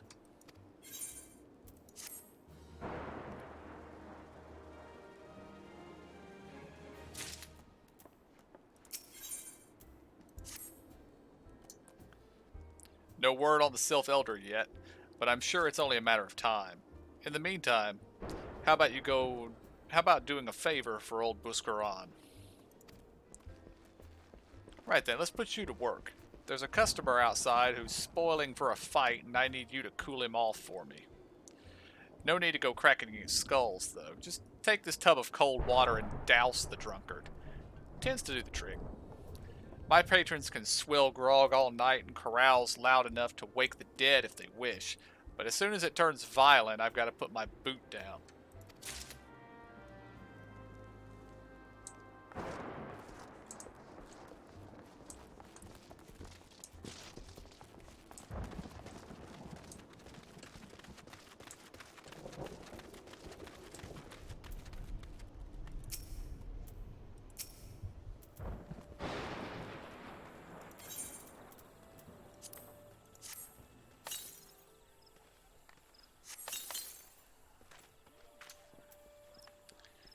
Ah, Nofka's teats, that's cold.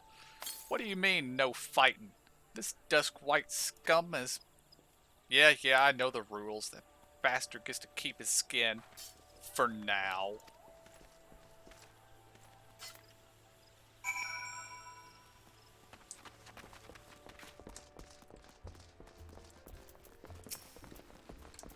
Nicely done. I'll not have my patrons picking fights with each other over a bit of petty prejudice. In case you didn't see, the bloke who caught the brunt of the outburst is Duskwhite Ellison. There are people who shun cities and live in the wilds, making them no better than brigands in the eyes of many. To be fair, the Duskwhites can be an unruly lot, but they ain't so bad once you get to know them. And then it don't seem right to bar a whole race of people from the druthers for the misdeeds of a few. There should be at least one place where anyone willing to pay the coin and drink in peace is welcome, don't you think?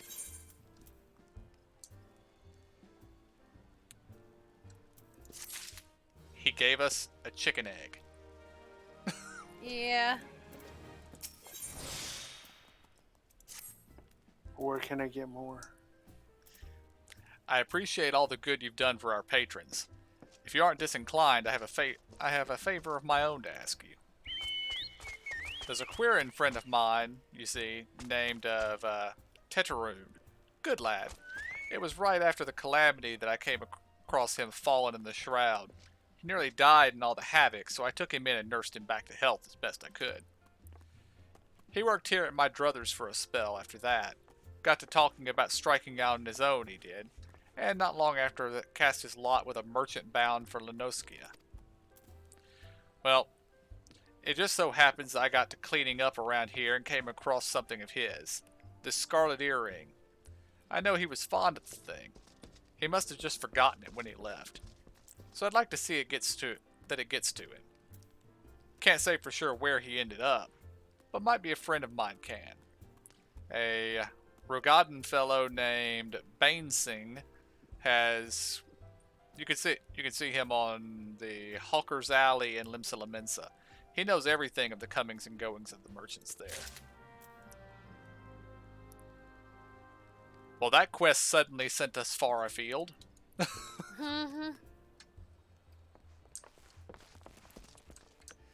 But I think we are that's probably a pretty good place to call the stream for the night. Yeah. So I think I'm going to head back to Ul'dah. And give me just a moment and I will wind down the stream. Alright guys, I believe that is where we are going to call it for the day. I don't know whether we'll be back tomorrow or if I'll just be back on Friday. But until then guys, I want to thank y'all for joining me. Hope y'all enjoyed it. I'll see y'all next time.